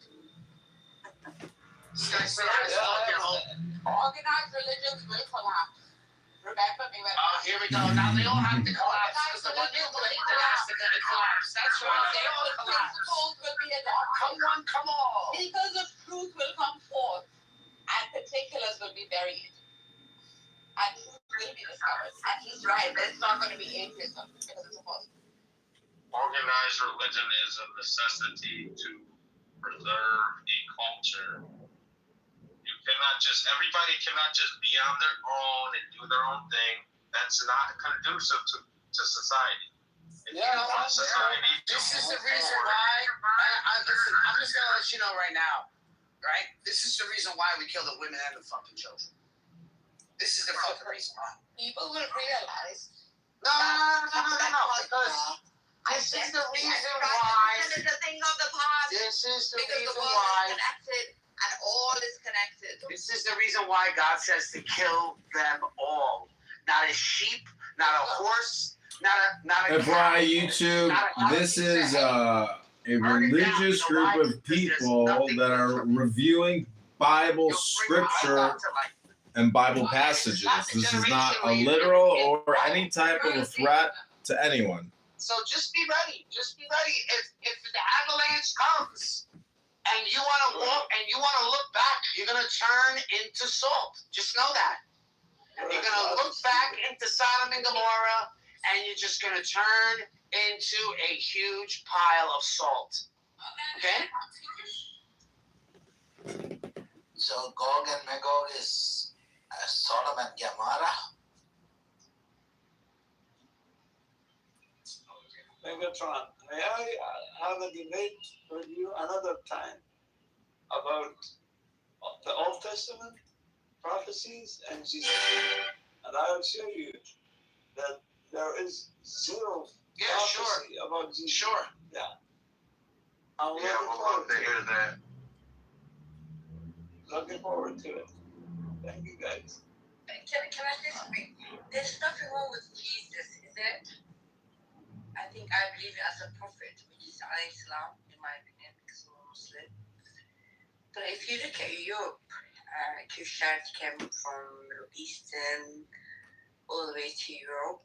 I don't know, we define Europe. Can you tell me what the meaning of Messiah in Islam, of his name? I don't know anything about religion. I will never debate with you because I'm a bit confused. I'm a child. Like a bit mixed up. So I'm mixed up between. Are you Muslim? Are you Muslim? Yes, it is my. So why don't you try to? Hold on. Take it easy, brother. You're gonna get hooked. Go ahead, Riri. Thank you. So like my Abba is Muslim. My father, my Abba is Muslim. He's a great man. He's lovely and he's intelligent. He worked in England and he lived in. My great grandfather went to war on for British because like where I'm from, we're part of the British Empire that is in Somaliland, which is like in Africa. So yeah, so I'm a bit mixed up a little bit. But I am a Muslim and I believe in I don't get involved in religion. I believe in everyone has rights. Because I have my grandfather had a lot of different wives. So some of them are different religion, atheists, some of them. So I don't really like to get involved in religion. I don't. But for me, as really, I'm a Muslim. Alhamdulillah. I'm a Muslim. I believe in Muslim ideology. I don't do a great job of being Muslim, which is something I need to work on it, like really and truly. But yeah, I am a Muslim. Alhamdulillah. Yeah, but you just inherited the religion from your father. So you are Muslim by birth, not by conviction. No, but you have to understand, Islamically, it's completely. I don't know. Yeah, maybe I don't know. But my mother was not Muslim. Like when I. So if your father was a Christian, you would be Christian. Hold on, so you. Yeah, don't let this guy talk to her. Don't let this guy talk to her. You're not allowed to talk to Muslims in here, bro. Yeah, true. Yeah. From Ireland. Mute up, Smiler, because you got mute up, Smiler. No, but I have a lot of family all over the place. I don't think religion, like everyone has their own religion, but they still love each other and respect each other. I don't know why religion has to separate. I think they bring that together as a community, as a family. I don't know. What is the meaning of this Isa alayhi salam? What is this alayhi salam? Well, alayhi salam means I don't know, but Isa found him. Yeah, it's like my religion. So I have different religion. I grew up Christianity, Islamic. and Judaism. So in Christianity, It's a short form of Sallallahu Alaihi Wasallam. Okay, now I get it. in India, Yeah. Assalamu alaikum, brothers. I am so happy to be here in your Muslim room. Allah Akbar. I am hoping that we can read my short story. That was quick. as a British person, Indian people should not. But I don't think should get involved. I feel like all these like Indian people have more are very aggressive towards Islam. I don't think. Sorry for getting kicked. I didn't mean to interrupt, but I do want to reread my story about Aisha and the. Yes. Yes. Excellent. But I don't think that's a good idea in my opinion. No, it's not a bad story. It's not a bad story. No, it's not bad. But if you're gonna do that, I could do the same thing. Christianity or Judaism. No, we're not doing that. Listen, we gotta listen to the story first. Hold on, No, I don't agree with that. It's pathetic in my opinion. We're not. It's not like how you think. Do you want to talk about in America? Hello. I mean, if you wanna, if that's what you wanna know, but you don't even know what's being said. It's something that's on. I'm about to go. I'm aware of that. I just want to tell you something before I go. Yeah, talk to me, brother.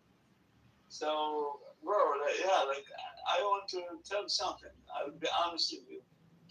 I have argued with Muslims, Christians, Jews, but I will be honest with you. I haven't seen any religion so cowardly with debates than Islam. So that's my opinion. Thank you all, guys. And this is a book I published recently, so please check it out. I don't mind. I don't mind if you're called Islam coward. The majority of Arabs, how Allah, because the Arabs were cowards once. They always used to be cowards. They were pathetic men. That's how Islam came about. You don't try and disrespect my religion. If you want to disrespect the Arabs, you can do that. If you want to disrespect the Persian, you can do that. They're cowards. They are cowards. Because even though they say, oh, we fought, blah, blah. No, it comes from like today. If you want to talk about religion, leave the religion out of it. Let's talk about the humanity. Really, I was a Muslim. I'm an ex-Muslim. Like, I didn't come from a Christian background. Actually, But where are you from? What country are you from? Yeah, Iraq. I was born in Iraq. I live in the U.S. right now. Iraq is the word of British. That's what they did. Kind of different names, Iraq, Iran, Syria, something like that. Anyway, I mean, without colonialism, we wouldn't know our pre-Islamic roots. To be honest with you, like Iraq had no memory of Babylon. But you have history before Syria and Sumer until the 19th century. I know. But you have history. Can we have John tell the story again? I really want to listen to John. Before John goes, can I just say something quickly? Yeah. See, so even if however the critique is read, or inside internal points, one thing all can fall under speculation. We can't state history with certainty. We can't state the verbatim speech with certainty. All the other claims cannot. It doesn't fall. This goes for all religions, by the way. However, each comes up with a model, right, that expresses God, that points to the source. If you can up Tawheed, that would be great. Because if anything, Tawheed is quite robust. That's something that I think 2,000 years of extreme intelligence, which literature, and hard work that has gone into the Trinity cannot replace. I think the closest religion to Islam, and this is my advice to most Muslims, or all Muslims, that they should stabbing it behind. Well, it is the closest religion to Islam. Okay, this is called The Unspoken Thread. In the sun-baked alleys of an old Damascus quarter, Grandfather Yusuf would gather the children at dusk for stories of the Prophet and his companions. Tales of courage, mercy, and faith flowed like the evening call to prayer. But whenever little Ahmed asked about Aisha, the mother of the believers, Grandfather's eyes would cloud. She was wise beyond her years, a scholar and a warrior of the heart, he would say softly. There's nothing more to burden young minds with. The subject closed like a heavy door. Ahmed grew into a man, married and had sons of his own. When his boy Kareem asked the same questions one Ramadan night, Ahmed echoed his father almost word for word. She was wise. That is enough. Focus on prayer and character, my son. The pattern repeated. Kareem became a father in turn, raising his children in a new country after the family fled unrest in their modest Chicago apartment. He too steered conversations away from uncomfortable details of the early Ummah. Some things are better left in the hearts of the scholars, he told his curious son Faisal. Our faith is built on love and submission, not questions that weaken the spirit. Faisal nodded, as generations before him had nodded. The silence passed like an inheritance, comforting, familiar, and heavy. Faisal grew up surrounded by the vibrant Muslim community in Illinois. He memorized surahs, attended Friday prayers, and defended his faith in school debates. Yet the questions lingered. Yet the questions lingered in quiet moments, especially after he began studying history on his own. One autumn evening, while his father was away at work, Faisal sat at the family laptop. He typed the name he had heard, whispered only in passing. Aisha bint Abi Bakr. What he found shattered the gentle image he had been given. Hello? Hadiths recorded in Sahih Bukhari and Muslim sources revered across the Sunni world stated that Aisha was betrothed at 6 years old, and the marriage was consummated when she was 9. She had been playing with dolls. The Prophet was in his 50s. Faisal read the accounts again and again, cross-referencing scholarly defenses that spoke of different historical calendars, cultural norms of the time, or political alliances. Some modern voices denied the numbers outright or called them fabrications. Others insisted the marriage was a mercy and a blessing. His hands trembled.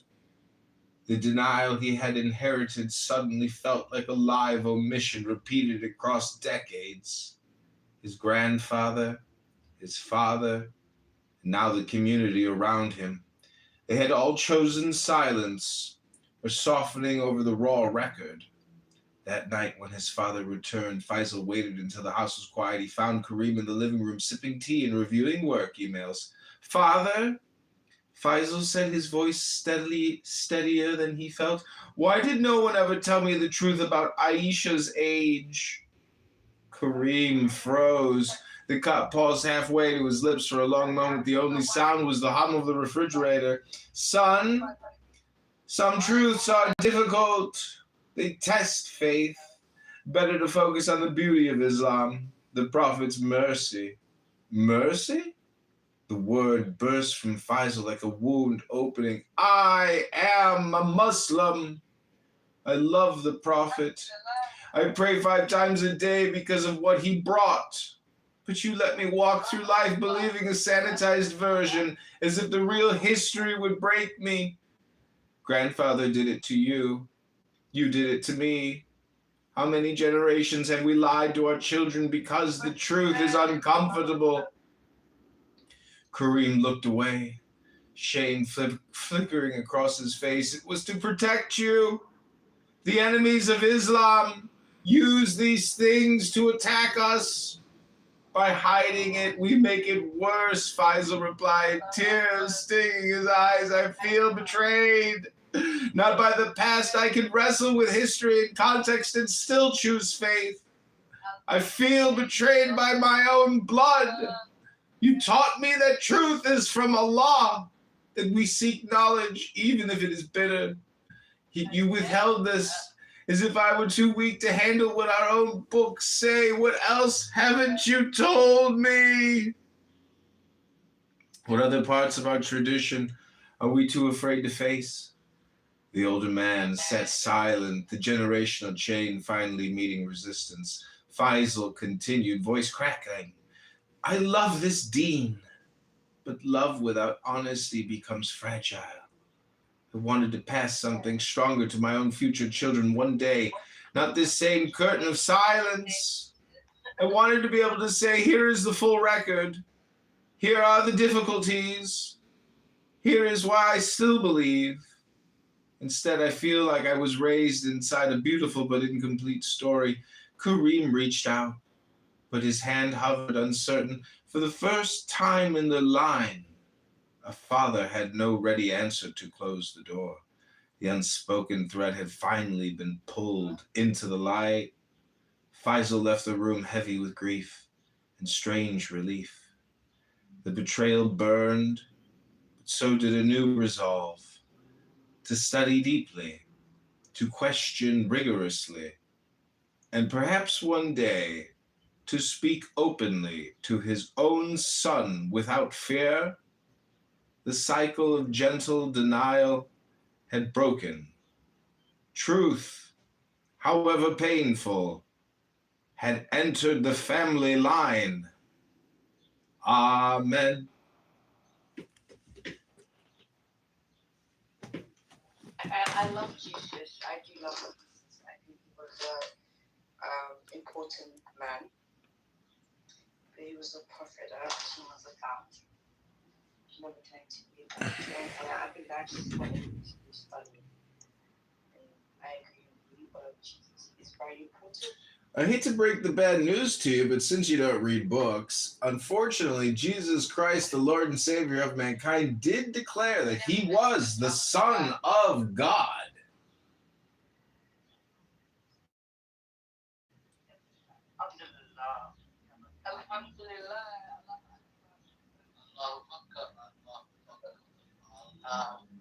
I never. Don't say that.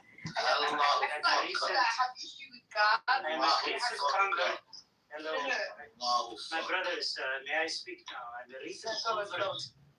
I'm a recent convert, and I want to. What? Away from Islam, you know. Islam is a religion of violence. The religion of violence and child molestation, and I want to say. Where are you from? I know, don't worry. From Somaliland. Oh, my cousin was in Israel. That's so good. I That's don't so hate. good. You know who I am. I was to convert today as a I'm from. No, but that's the problem you guys have. That's so. Like, no, I don't think it's necessary for you to hate Islam, in my opinion.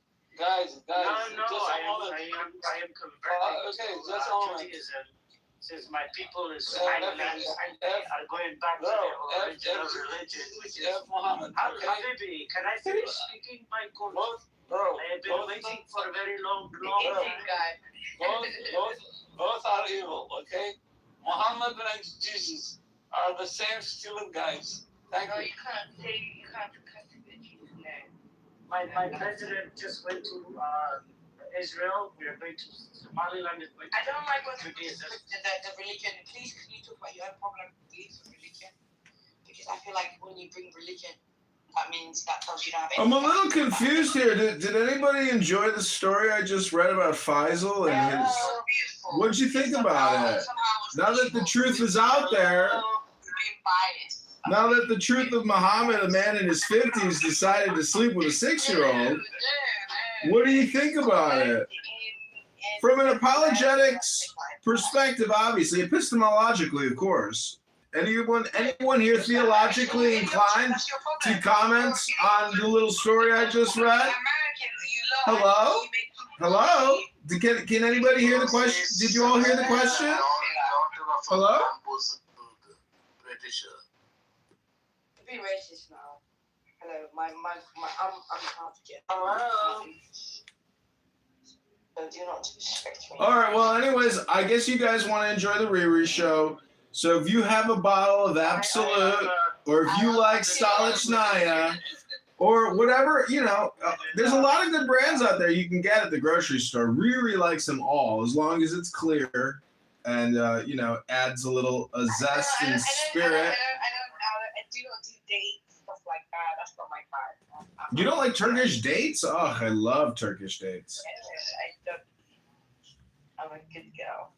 Well, Muhammad wasn't so good in his 50s. Naughty, naughty, naughty. I want to talk about the Somaliland conversion to Judaism. Oh, really? What do you want to say about that? Why did they convert to Judaism? They're so close. They're within proximity to each other. Obviously, they're connected somehow. One of the lost tribes of Israel, I'd say, right? Congratulations. All the tribes are coming back together.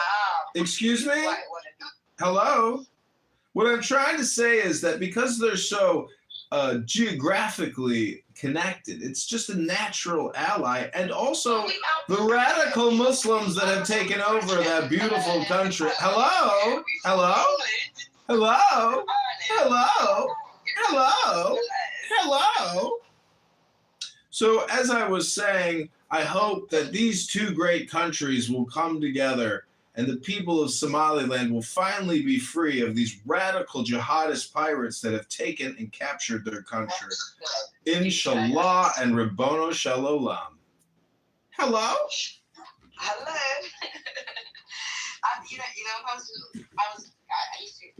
My niece, like my family's from Germany. So I remember when I was really young, I never actually took it between.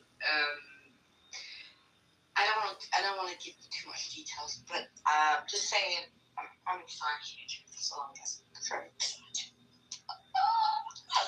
That's all I'm gonna say. I don't have anything I can say. Well, I just want to say the Arab man in the chat said that I believe in the false Messiah. It means a lot to me because as a child, yeah. I've always seen the different cultures and I've always. Oh, hey, Aurora. Welcome to the stage. Long time no see. How are you, Aurora? Good to see you, Aurora. How's everything going for you? Are you still going to the country club on the weekends? I'm loving it.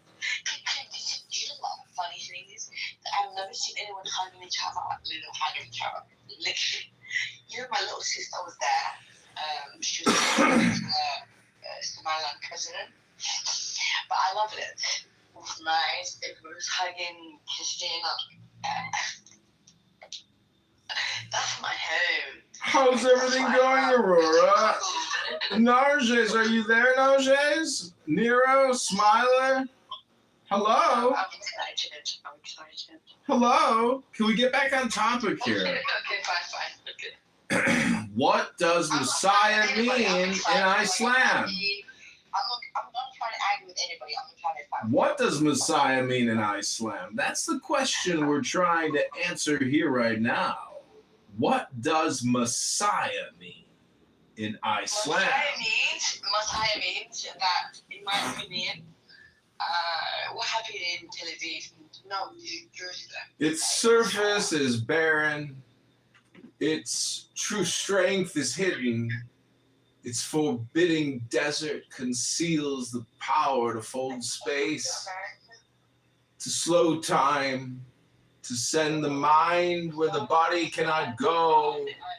It is the source of the ultimate power. It is the deadly battleground where a young leader will emerge to command an army of 6 million warriors against the tyrannical force that threatens to enslave the universe. It is the clash for the greatest prize of all. The planet called Dune. A world beyond your experience, beyond your imagination. Annie, why didn't you come to Somaliland? You're fantastic. Oh, you're a little angry? Something wrong? Why are you giving me the angry emoji, Muhammad? Bro.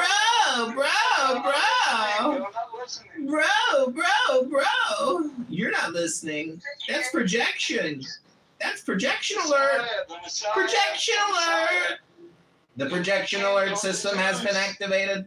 The projection alert system has been activated.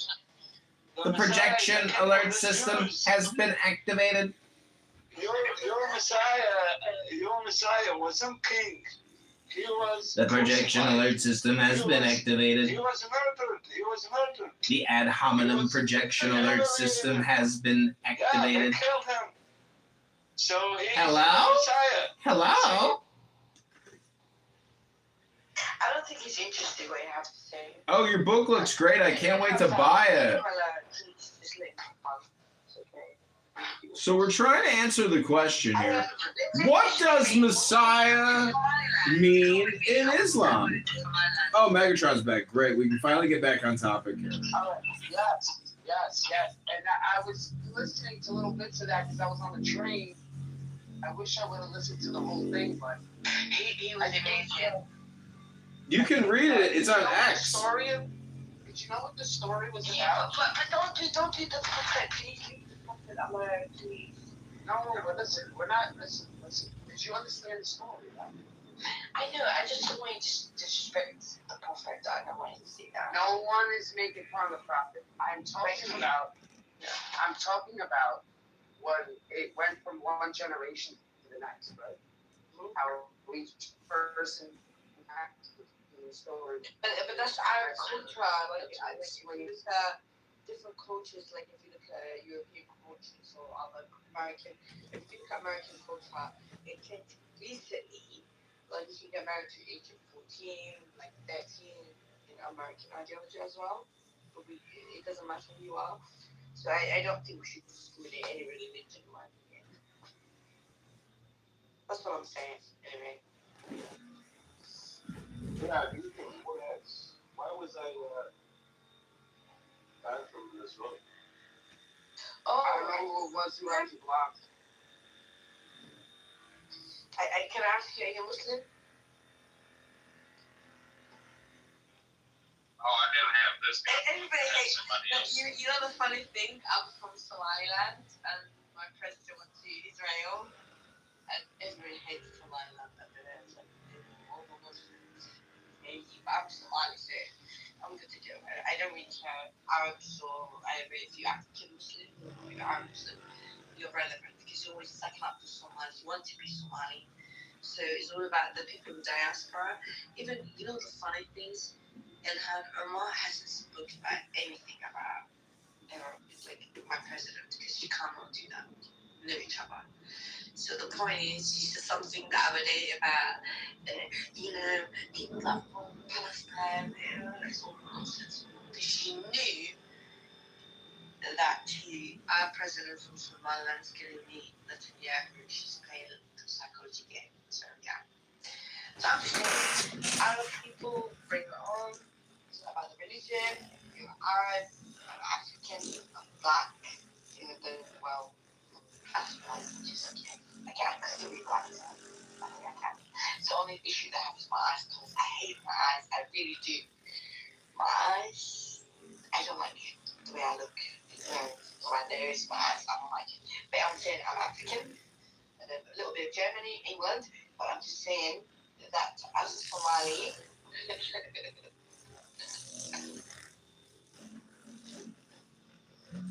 if you look at my PDR, like that is the female, like these women, that's my one is like my upper side, the woman with the glasses with the hijab is my upper side, the woman with the blonde hair is my maybe side, my other side. I love it. This picture means a lot to me. It is a beautiful picture, and you ought to be congratulated on the beauty of that photo. You are truly and absolutely a beautiful woman, and your mother is so gorgeous. You're all so lucky to be living in such a prosperous and abundant society. But as we are discussing the Somalilanders, they who are converting to Judaism are seeking the protection. Hello? Oh, you don't like the way that I sound? Sorry for... Oh, isn't that a beautiful picture? Put that picture in the frame. Somebody screenshot that beautiful picture. Put it in the frame. It's so gorgeous. Lovely, lovely, lovely, lovely, lovely. Beautiful. Let's get back on topic, shall we? Focus here. Concentrate. Maintain discipline. Hello?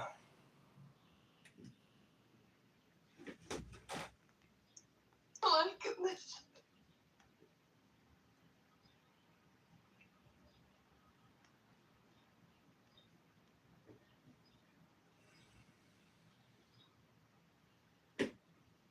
I love you.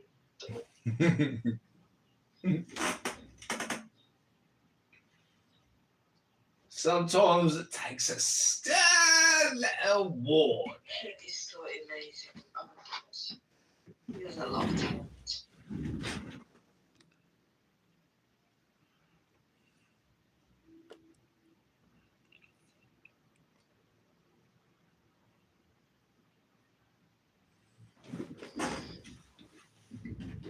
Okay, what do you want to talk about? Go on. Well, let's get back on topic. What does Messiah mean in Islam? I want to ask a question. Really quick. Go on. What's your question?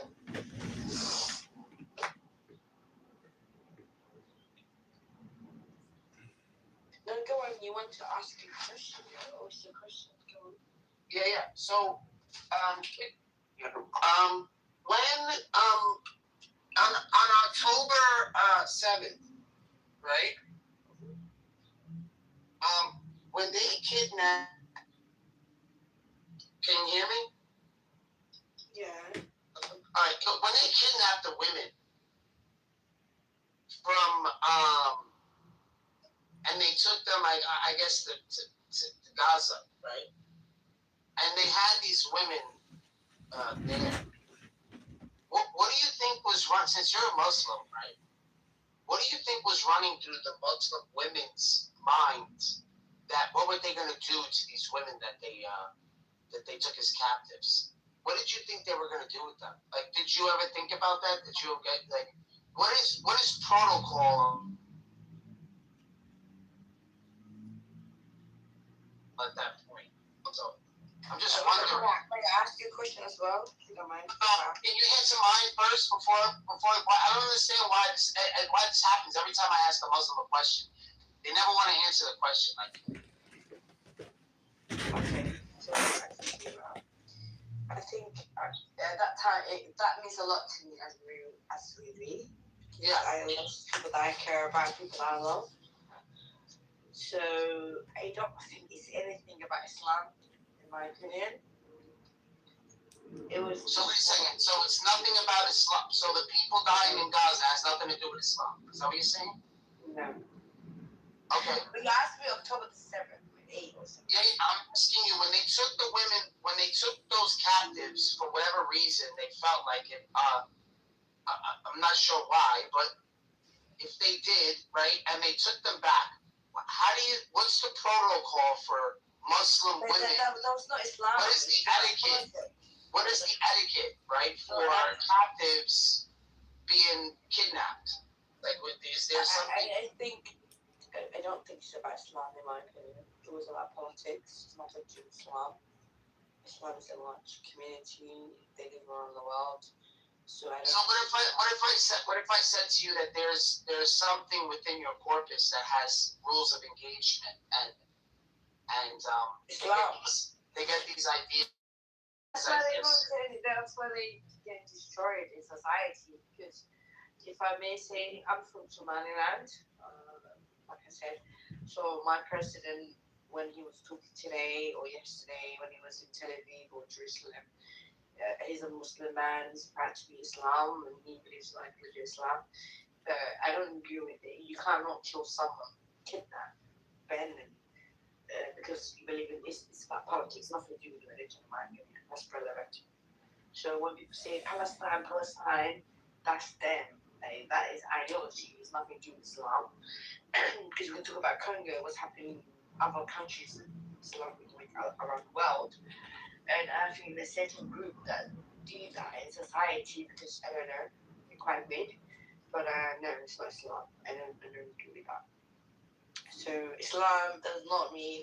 So quick question. So the women. I want to attack someone. Okay. You want to ask me a question? You can ask me a question if you want. Go ahead. My question was, where are you from? I'm from New York. But where's your background, ethnicity? I'm Spanish. Oh. It's been, you're Spanish as in from Spain?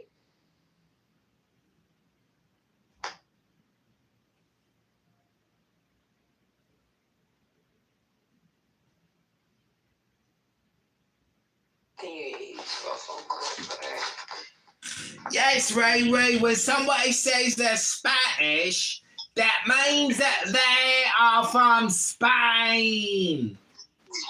Okay. Thank you for educating me. I appreciate that. So, where are you from as well? You have a lovely accent.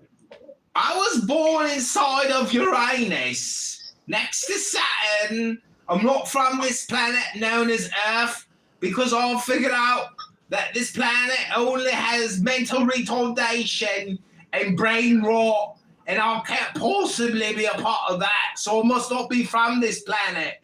I think I was brought here by a group of conservative capitalist atheists that got off the video game here on Earth, and they transported me into Uranus.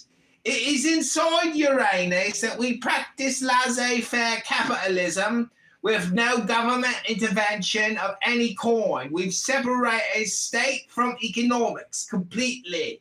Our government is fully automated now. We no longer have civil servants or public elections. Everything is going great. Where are you from, Riri? What country is you from?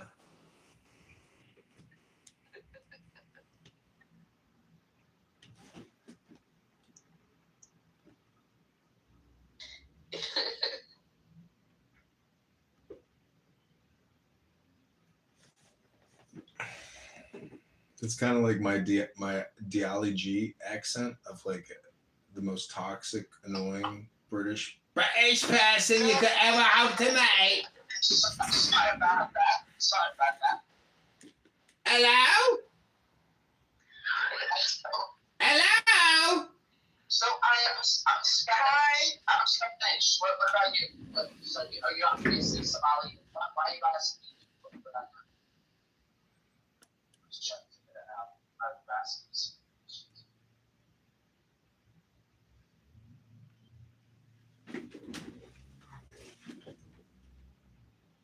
Well, let's get back on topic here, everybody. You're in the Bible and Quran house.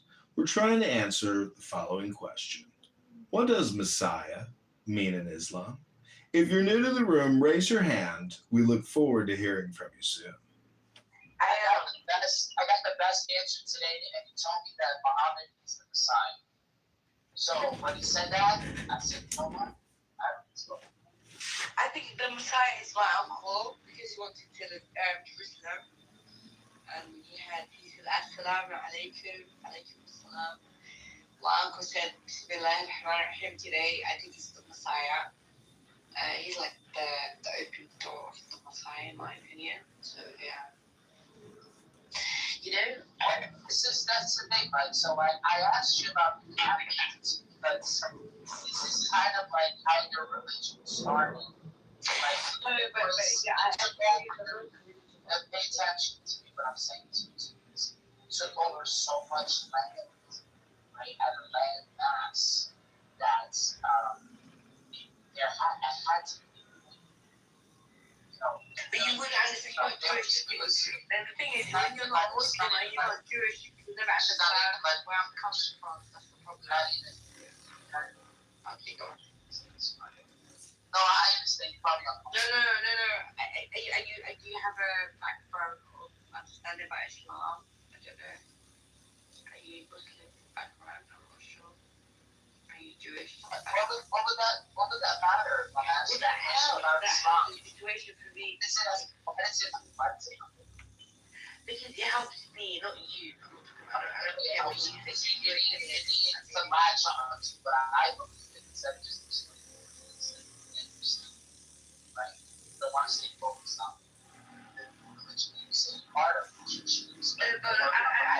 Europe, you have to understand it's a society. Nobody cares about Jesus. There's more Christianity ideology that exists in Europe at the moment. You're the one who believes in Jesus. I don't. I do. Yeah, so I'm not. So I don't know why you brought that up. No, I'm just saying. I don't believe in God. I believe he's a prophet. Probably way. The Bible is a God. He's not a God. He's just like a prophet. Quran says he's not a prophet. Says he's Messiah. Messiah is a very important question. I think the ideology of Christianity, they believe in the Messiah is Jesus. So I don't know how it works. He uses for ideology of Jerusalem. He said Jerusalem is very important society. Why is Jerusalem important? It's already that's not where Muhammad is. No, Muhammad didn't. He was there somehow. But I think that I'm a Muslim. Even though I have I don't know if to speak Hebrew or meaning, my mother's side is different. But my point is, I believe in you have to have a connection with God. Okay. So I just want to know, how do you have that connection with God when your religion is based on taking over areas, and it probably has to be a Muslim woman put yourself in a position of having your husband having confidence. You Christian background, right? No. I'm asking about Islam. You should be able to answer the question. If you feel uncomfortable, it's fine, but it had to cross your mind. It had to cross your mind that it's smarter to think that okay, you feel kind to me, but I don't believe I'm not really into I support Islamic ideology. I support Christianity ideology, all of them. I don't get involved in because my family is like everybody in my family. Like when I go to Germany, they some of them are Jewish. When I go to England, family, some of them are Christianity. When I went to Somaliland, my Abba is 100% family is Muslim. So I don't like to get involved in religion. I try not to. I'm a bit confused. If that makes sense. So you came into a room that was called Bible in the Quran, and it says, "What does the Messiah mean in Islam?" And you said you don't want to speak about. Did I trap? No. I apologize. Did I give a false advertisement? And did I trap you in here? Should I change the title? You did Islamically. I just Islam. So then you do want to talk about it. No, I love being Muslim. I think I'm a Muslim, in my opinion. My behavior is like Islam. I'm a good person. In Islam, they would judge me because of how I behave. I'm a good girl, but I do like to, I learned from my own grandparents in Germany. They drink a lot of wine, and I learned from that, but Islam doesn't like to drink alcohol. That is one issue. I'm a good girl. I don't, in society, I don't date, I don't misbehave, but I do drink a lot. But nobody has the law. They're not doing things like that. not judging. That's not bad. That looks bad in his life. Ray, don't go on these social audio acts and tell people you drink a lot of alcohol. Just stop drinking alcohol, Ray. Naughty girl. You naughty little girl. Stop drinking so much. Stop drinking so much Bacardi. And so much vodka.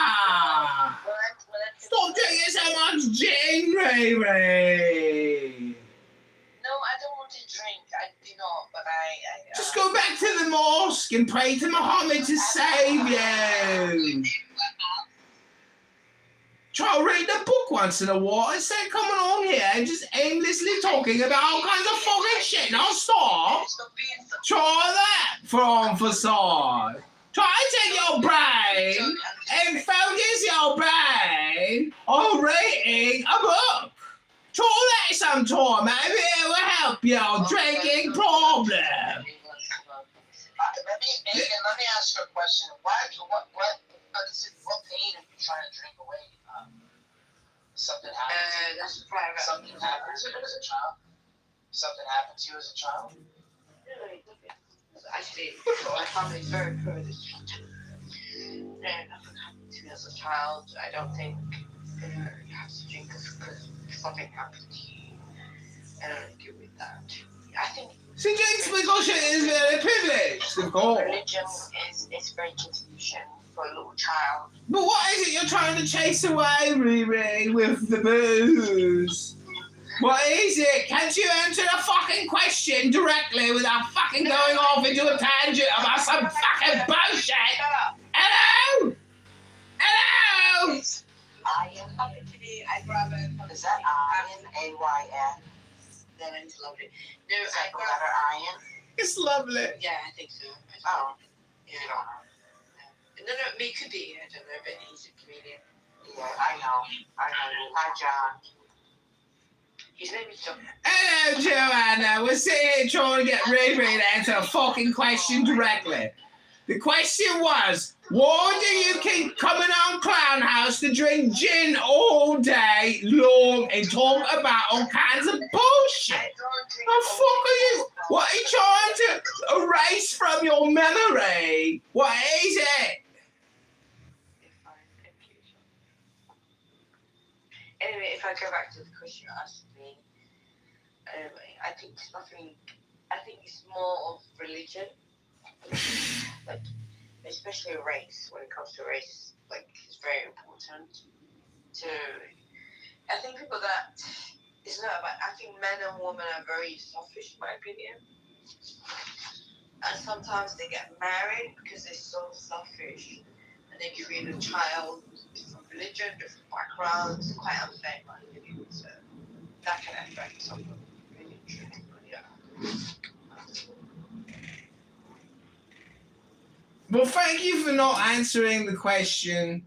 Obviously, you're incapable of answering it. So we're going to move. Hello? Hello? Hello? Hello? Hello? Excuse me. Excuse me. This is really what I'm asking you. I asked you a question because I feel like. No, you can answer the question. So I have a friend in the program, and I just care for this. And there is this conversation that we never talk about, and it's been coming up in the last few days. And I feel the same seal that both of you have.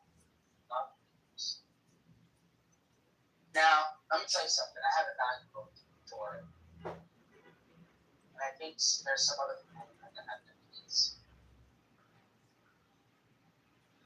And it's really difficult to think that you're part of this group that supports certain behavior and defends it. It's just something about it that really makes me so uncomfortable that I rarely talk about it.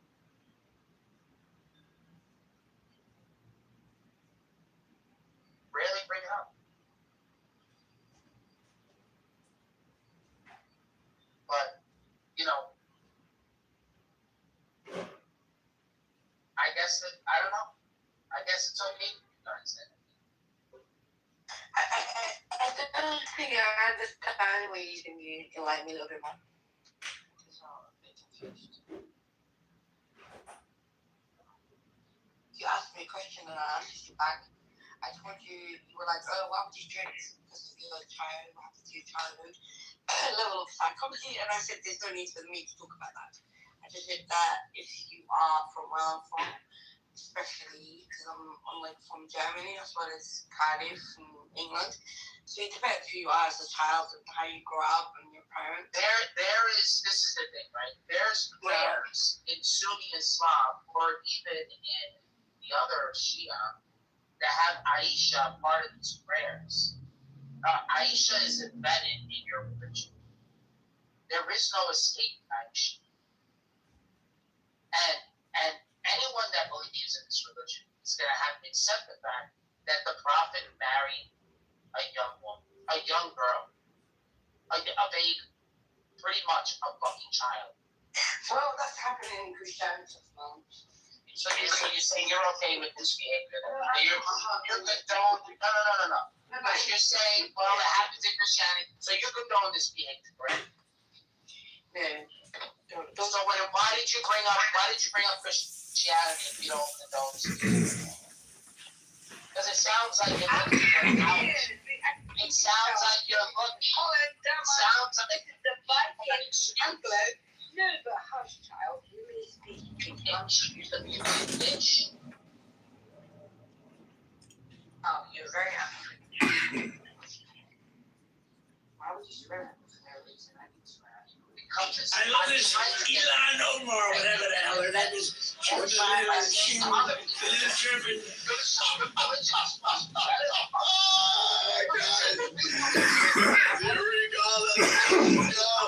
I love her. She comes in. There's nothing but bitch. Does nothing but bitch. Guys, I'm telling you, take in these moments. Remember this right here. Don't forget this, bro. Remember these moments. Here, let me put this again. He said, there's nothing but bitch. Listen. I know more, whatever the hell her name is. The little German. I love her. She comes in. There's nothing but bitch. She's always complaining. She comes from a country where, I mean, it's considered about the worst country in the world, right? They have no military, they have no nothing, they have no parliament. They don't know what the hell the word parliament means. They have nothing. They have no police. They police themselves. They kill each other all the time. I love her. She comes to our country, and she's always complaining about the Constitution allows me to do this. The Constitution, we ought to get her the hell out. She married her brother in order to get in, right? She married her brother. Yeah, Look, she has dude, we let her come from her country. We imported her from her country to come here and tell us how to run our country and tell us about our country. What is wrong with us, bro? It's our fault. Can you imagine if Donald Trump married his sister? Beautiful. She's a beautiful person.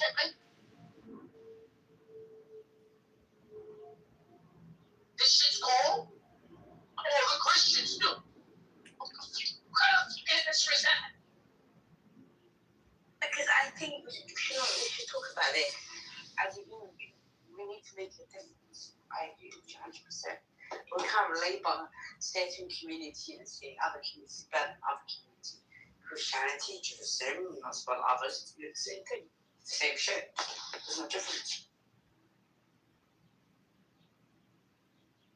It's nice. That's nice. How do we find solution? I would like to find solution.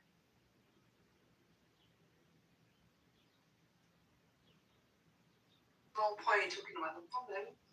We need to find a solution as well.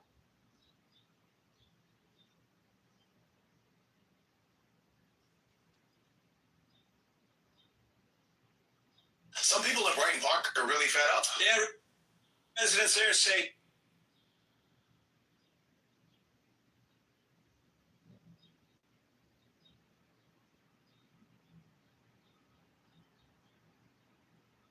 What up, everybody? scratch? Auto shops will easily charge you $2,000.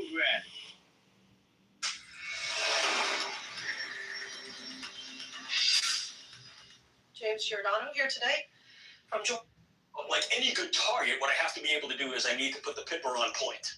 In other words, I need to put this gun sight, so to speak, where I want it to be. Otherwise, what I'm doing is I'm just hosing a target indiscriminately. That's not what I look to do. I don't want buckshot. I want sharp shot.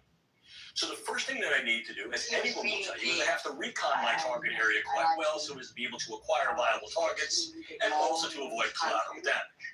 The assessment bureau technology do a very good job in doing that with increasing sophistication. They're not used individually, they're used in a way that's called co-registry. I can use forms of neuroimaging, but these are diverse. They run the gamut from the older forms, such as things like computerized tomography and single photon emission tomography, to the much newer forms that utilize a highly specific electromagnetic pulse signal, not only to be able to image certain brain areas, but also to image tracts, communicating networks and nodes within the brain in a directional way in rather rapid time. I can utilize neurophysiological recordings such as electroencephalography, and I've dialed in the specificity of that as well through the use of quantitative techniques. I can also look at neurogenomics and neurogenetics, taking a look at genetic profiles of individuals and groups to be able to determine what genes may be in fact coding for certain structures and functions of the brain. I can utilize proteomics and other forms of biomarkers, and I can utilize neurocyber informatics. In other words, I can harness all of these forms of assessments to a big data approach.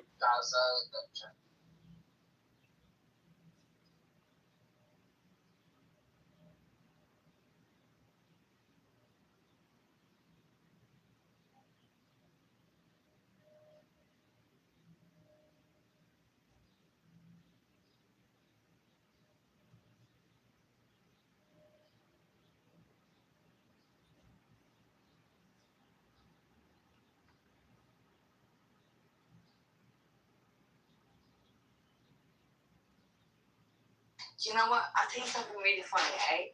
So my grandmother's from Germany. She's very rich. Her name, my family has a very important name in Germany. And they pay for, like, me to go to rehab all the time. Like, oh, rehab, go to rehab. They have to stop drinking. Like, you know, I am a Muslim. I do claim to Islam. But I do respect the religion because for me to drink, academically, like, that's idiotic. I cannot claim being Muslim and keep drinking. I'm not perfect. I'm not. But I understand. I don't like when people use religion. I don't like that. I think you have your own issue. You need to find solution with your own problem as a human being. And a lot of people's like, oh, she's Christian. Oh, fucking, I hate Islam. I hate Christian. I hate Jewish, blah, blah. No, I don't agree with that. Because I'm from all of those religions in my family. Some of my family are Dutch, you know. And it doesn't matter who you are. I think we all have issues with. You're absolutely right. And I am also, my family's got a very powerful, important, and influential name in Great Britain. Not just Germany, but also France. And so it's just like, we all got to treat each other with love, bruh. And everything's got to be alright. We all just got to come on Clubhouse every fucking day and run our fucking mouths all fucking day about nothing. And everything will be fine. And by the way, my family's got a very important name in Germany. And we're very well respected. And anyways, as I was saying, what are we not talking about here? It sounds like me, I love it. But anyway, I continue. People know me. But the point is that I think that I don't think we should blame. Someone can bomb someone and say, Allah Akbar, I'm going to attack you. That's nothing to do with religion, in my opinion. Because you have your own issue. Don't you stop it. But or Christianity or whiteness, oh, so white. What is the definition of being white? Like, really? American white? Interesting. So, I think these people that doesn't have anything in their life, and I tend to realize when it comes to Americans, 90% of Americans has not left America. They have never explored other cultures. Never experienced. You're absolutely right. I've got a question for you, Riri. I wanted to ask you a question. What is your zodiac? Your sun sign? We want to get at your ego and your individuality. Are you a Pisces? Are you Aquarius? That's what it is. You're Aquarius. Are you Capricorn? Anyway, if I'm moving on, hold on. What we want to understand here is your relationships, your emotions, your intuition, and your wealth. Also, your love, your health, your balance, and your creativity. Really? Do I have that? Really? Let's work together then. To understand the zodiac, first we must understand the elements and the modes. 4 elements represent the idea of oneness that molds all life and embodies the ultimate perfection. The elements are the basic building blocks of our universe. Although all are in each of us, we are more attuned to 1 or 2 elements. Fire! Inspiration. Born to love. Romance. Intuition. Lesson of power. Water. Emotions. Receptive feelings. Lesson of peace. Air. Intellect. Versatility. Idealistic. Lesson of brotherhood. Earth. Practical. Concentrated. Force. Sensations. Lesson of service. The modes represent the 3 basic qualities of life, also called quadruplicities, because of the 4 signs in each. Cardinal signs initiate and set the tone for a season. Dynamic. Fixed signs carry through the purpose of a season. Persevering. Mutable. Signs conclude and assimilate a season. Adaptable. Your sun signs is the constellation the sun was in when you were born. It is your creative abilities and the qualities you need to develop for growth. Sun signs express spirit, individuality, and health. They are a starting point for a birth chart. Sun signs are the strongest inborn traits and elements of an individual that are not likely to change in life. The 12 signs of the zodiac correspond to the 12 parts of the grand man, the Adam Kadmon. I think I got better reception now. Yes.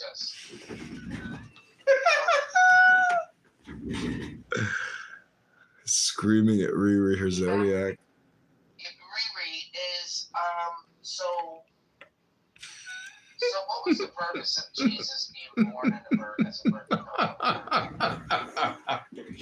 think Islamically, I'm not good at religion, but Islamically talk about that. Indeed. Well, why do you think that is? Well, I'm not great. Okay, I cannot debate when it comes to religion. I'm absolutely rubbish. I cannot do that. I'm so sorry. I don't know anything, so I do understand science, but when it comes to religion, no, I don't. I'm here to learn as well, so yeah.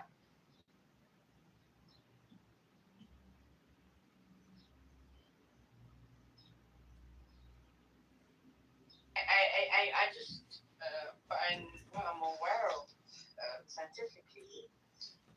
I can answer questions about science. Just want to say, Say. it says she's here to learn, which is perfect because that's all we do is teach Muslims about their religion. No, I don't discriminate in religion. When it comes to religion, there's sensitive. Like I'm talking about Islamic ideology. I'm not in it to debate about Islamically, but I know Christianity because like you're not debate Islam. Come on. Do your teachers and the mosque and stuff, do you like not encourage you guys? She doesn't go to the bus shed. She doesn't go. I didn't go because I have to. Because you're more down to that. That if you want to talk about religion of Islam, I'm sure you can find someone, but I don't like to get involved in. So being born of a virgin is not having a problem like Adam. That's just something special, right? No, I was born a mother and a father who are Christian. Yeah, but my mom and my father are different religion. She follows Islam. Well, my father was Muslim, a very devoted Islam man. My mother is Jewish, so she believed in Jewish. Because if you're Christian, like my father's brother got married to Christianity, she's Christian. So my cousin from one family. But what I'm trying to explain to you is that as a Muslim man, you can get married to others. But as Remy, I'm not allowed to marry a Christian or Jewish or outside of my religion. But my brother can do that. It's like fine in the religion. No, that's fine. I mean, you're okay with being a second wife and not being told and having concubines and stuff. That's cool. No, I don't give you that. No, I'm not getting married. But I'm just saying, in Islam, what I've learned, because I was quite confused when I was a little girl, as a child. I was quite lucky because my Mimi, which is mother. So my mother used to go to certain places when I was really young, and I was quite confused. Yeah. But so religion can make a child really confused, and trying to. Again, this purports to be what's in the memorandum of understanding. Maybe it's not accurate, but this is what's being reported by Al Arabia.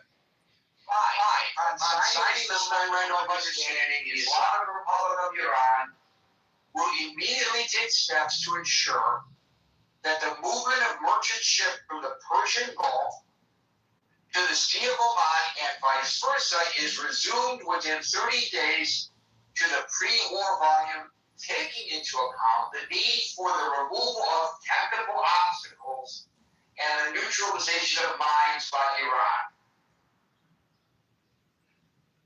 This, the United States undertakes together with its regional partners to create a comprehensive plan agreed upon by both parties for the rehabilitation and economic development of the Islamic Republic of Iran, while ensuring financing of at least $300 billion.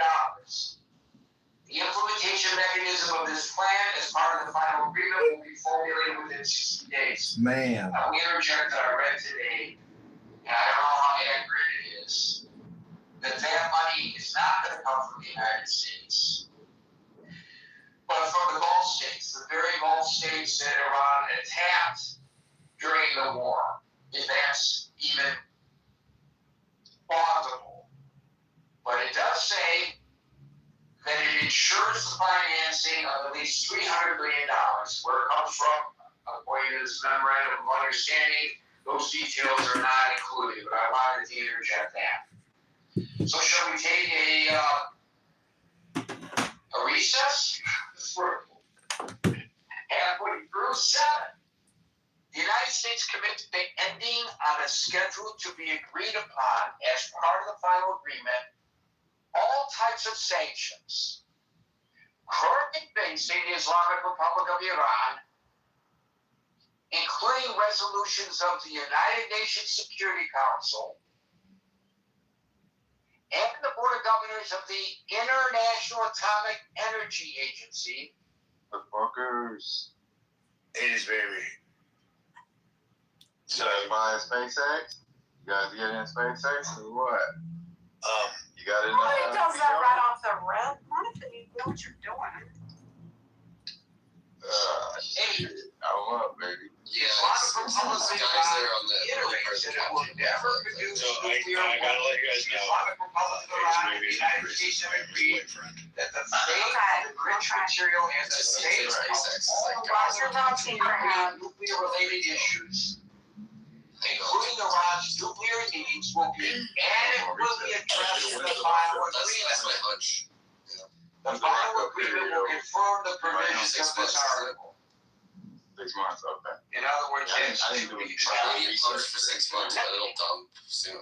The Islamic Republic of Iran and the United States agree that pending a final agreement, they will maintain the status quo. Iran will maintain the status quo on its nuclear program.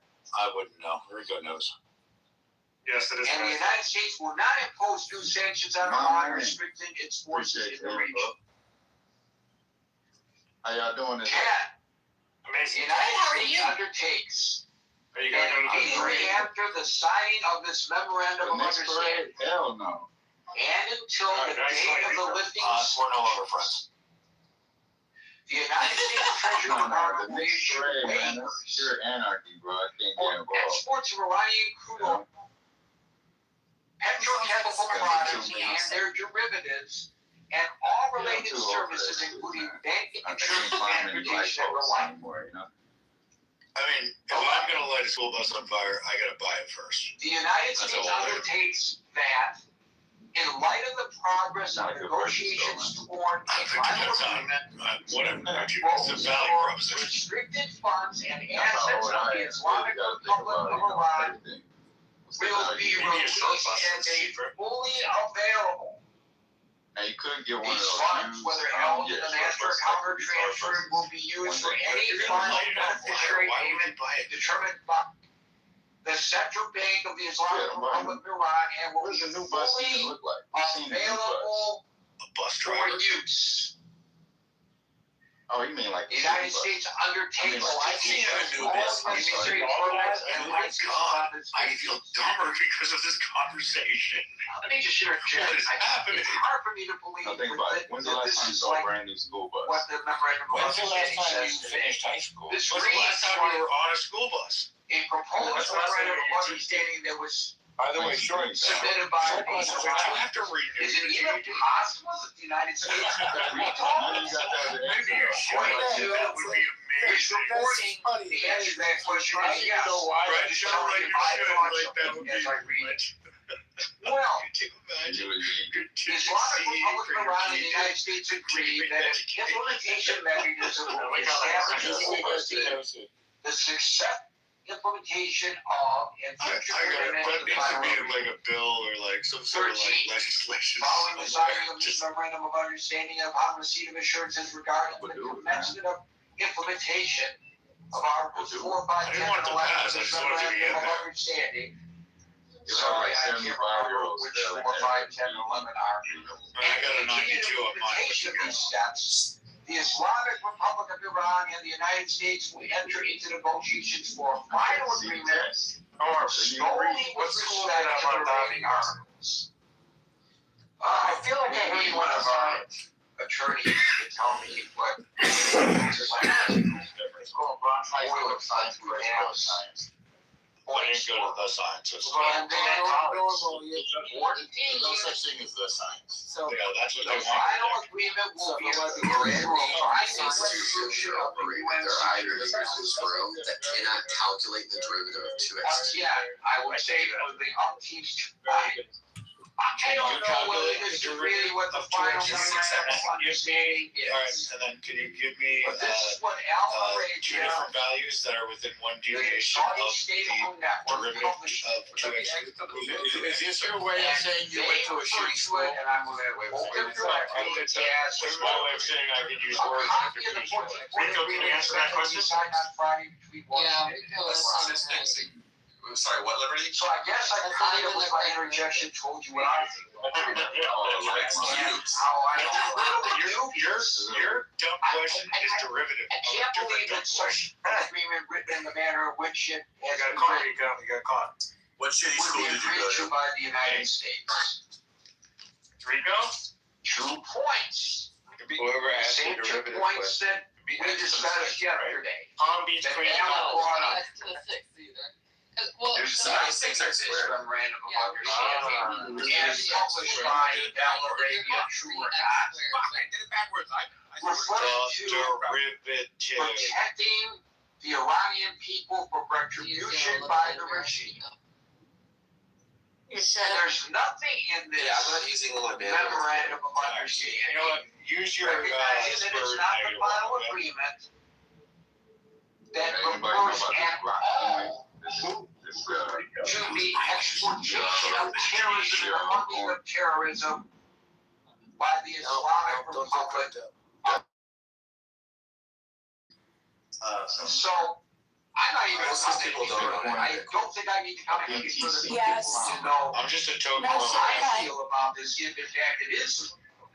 If you The don't final know Bitcoin, it's memorandum, because you don't understand it. which How much again is a tentative agreement, it's not the final agreement, I recognize it. But we can see in which direction it is going if in fact the information that I read to you is accurate, but please feel free to question the veracity of what I read.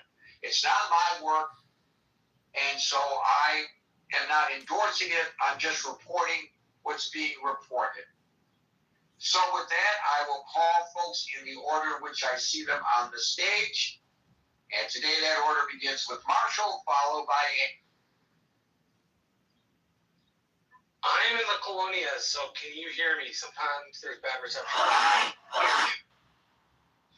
Okay, I'll jump on the bandwagon and doubt the veracity too. Because as much as I'm not a fan of the current president or his advisors, I have a really hard time believing he would agree to something like that, or at least the people around him would accept it. Having said that, if this is actually the memorandum of understanding, we might as well just get the JCPOA and not done anything. Not even put military resources in the region. Well, it's worse. It's worse. I mean, I don't know. The way I read that, It would. If it were true, it would be a humiliation for the United States.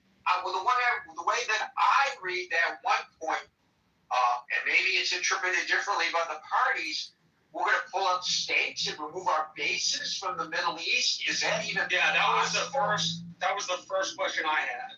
Right. Maybe the United States really agree to that? Does that make sense to anybody? Not just that, like we would give the Middle East region to China and Russia, which who would end up taking that spot. It just unless the president's utterly lost his mind, which the guy sometimes is truthful and sometimes just tells bald-faced lies. If he's really lost his mind, well, we're in for it. But for our sake as Americans, I genuinely hope we're not in for it. Yeah. So that's right. very. Right. Again, we don't know how accurate this reporting is, but it's the closest we've gotten to hearing what's really in the memorandum of understanding. Yes, speculation on speculation. Right. If it's true, it's obviously for us.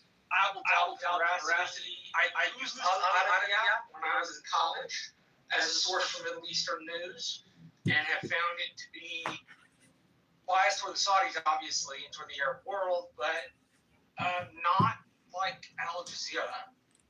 I found Al Jazeera to be a bit more opinionated than Al Arabiya. Maybe that's the function of it being state TV, like ORT in Russia. They're probably pretty boring too. But it did occur to me, so I'll leave it there. Because we speculated on speculation. Yeah, thank you, Marshall. I know Alan's got a lot to say about this. Alan, followed by. How do you know, Gary? I got a lot to say. I don't have nothing to say.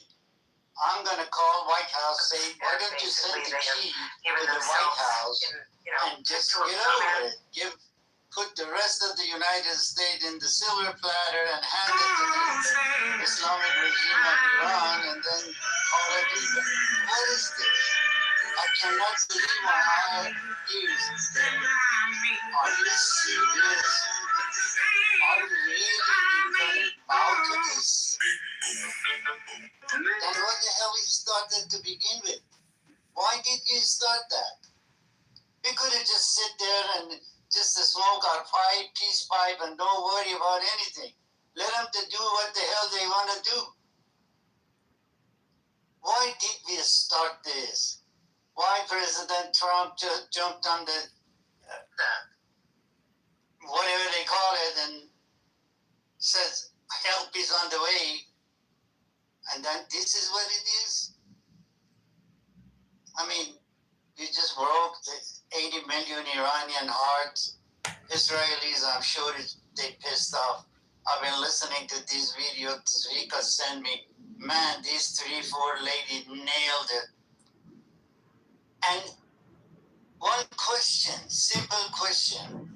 What happened if Iran doesn't stand to whatever they promise? When they started doing it, which is going to be a second time, when was the first time they did that? Yeah, if I was Iran, I would wait until all the U.S. military assets are gone, and then break the promises, right? If all the bases are gone, if all of our bases are gone, they can do whatever they damn well please. There you go. I can't. You know, the Gulf State. This is not. By the way, people think this is only about Israel. It is not only about Israel. No, it's not. No, the Gulf it's not. states are very Israel concerned. is one end. Yeah, Israel is one end, and then the rest of the Middle East it's on the other one. And then I bet you these two requests is probably pushed by China and Russia. Right? And I will repeat this because I know everybody heard it, and this is probably the 20th time. We don't know whether the information that I just read from Al Arabia about this being what the memorandum of understanding is even accurate. Perhaps it is not, but if it is accurate, that would be my comment. Howard, followed by Judah. Hey, Gary and Alan, thanks for that take. Yeah, obviously the whole comment about U.S. military bases, that doesn't seem like that would be something certainly we would agree to. Two things you identified that aren't mentioned, Gary, and we've discussed this before, but I just want to reiterate both of them actually. There should be, if we're going to really have a memo of understanding and really have a deal that's perhaps even different than the JCPOA, there needs to be language about cease and desist of state sponsorship of terrorism to others like satellite organizations, whether it's Hezbollah or the Houthis. So that's not mentioned. That to me is a must-have if you're really going to do this type of deal. The second is what you also brought up about guaranteeing really the civil rights, the human rights of its citizenship because of its past behaviors. Yeah, that should be part of the agreement. That should be binding. And then there's three other things I just bring up for suggestion. If this is really part of an agreement that's going to develop, one was the topic that we talked about yesterday, that it's clearly agreed to that the Strait of Hormuz, that is actually international waters, that now one country owns that. Second, as it relates to the nuclear. He kicked me. Clearly what's the compliance and inspection protocols and processes and resources. And then last but not least, I'm being a little sarcastic, of course, with this last point, but if this truly was going to be a game changer type of an agreement, and that's ultimately what the president, he wants out of this, but if he really wanted to define his legacy, his presidency, then where's the last point in the agreement that Iran commits to joining the Abraham Accords? And I'll end it there. Thank you. All very important points and all very loud points by their omission. Sometimes what's not said is more important than what is said. Again, I will say, and I may say it to the point of ad nauseum, but people come into the program. So it's very important repeating. Right.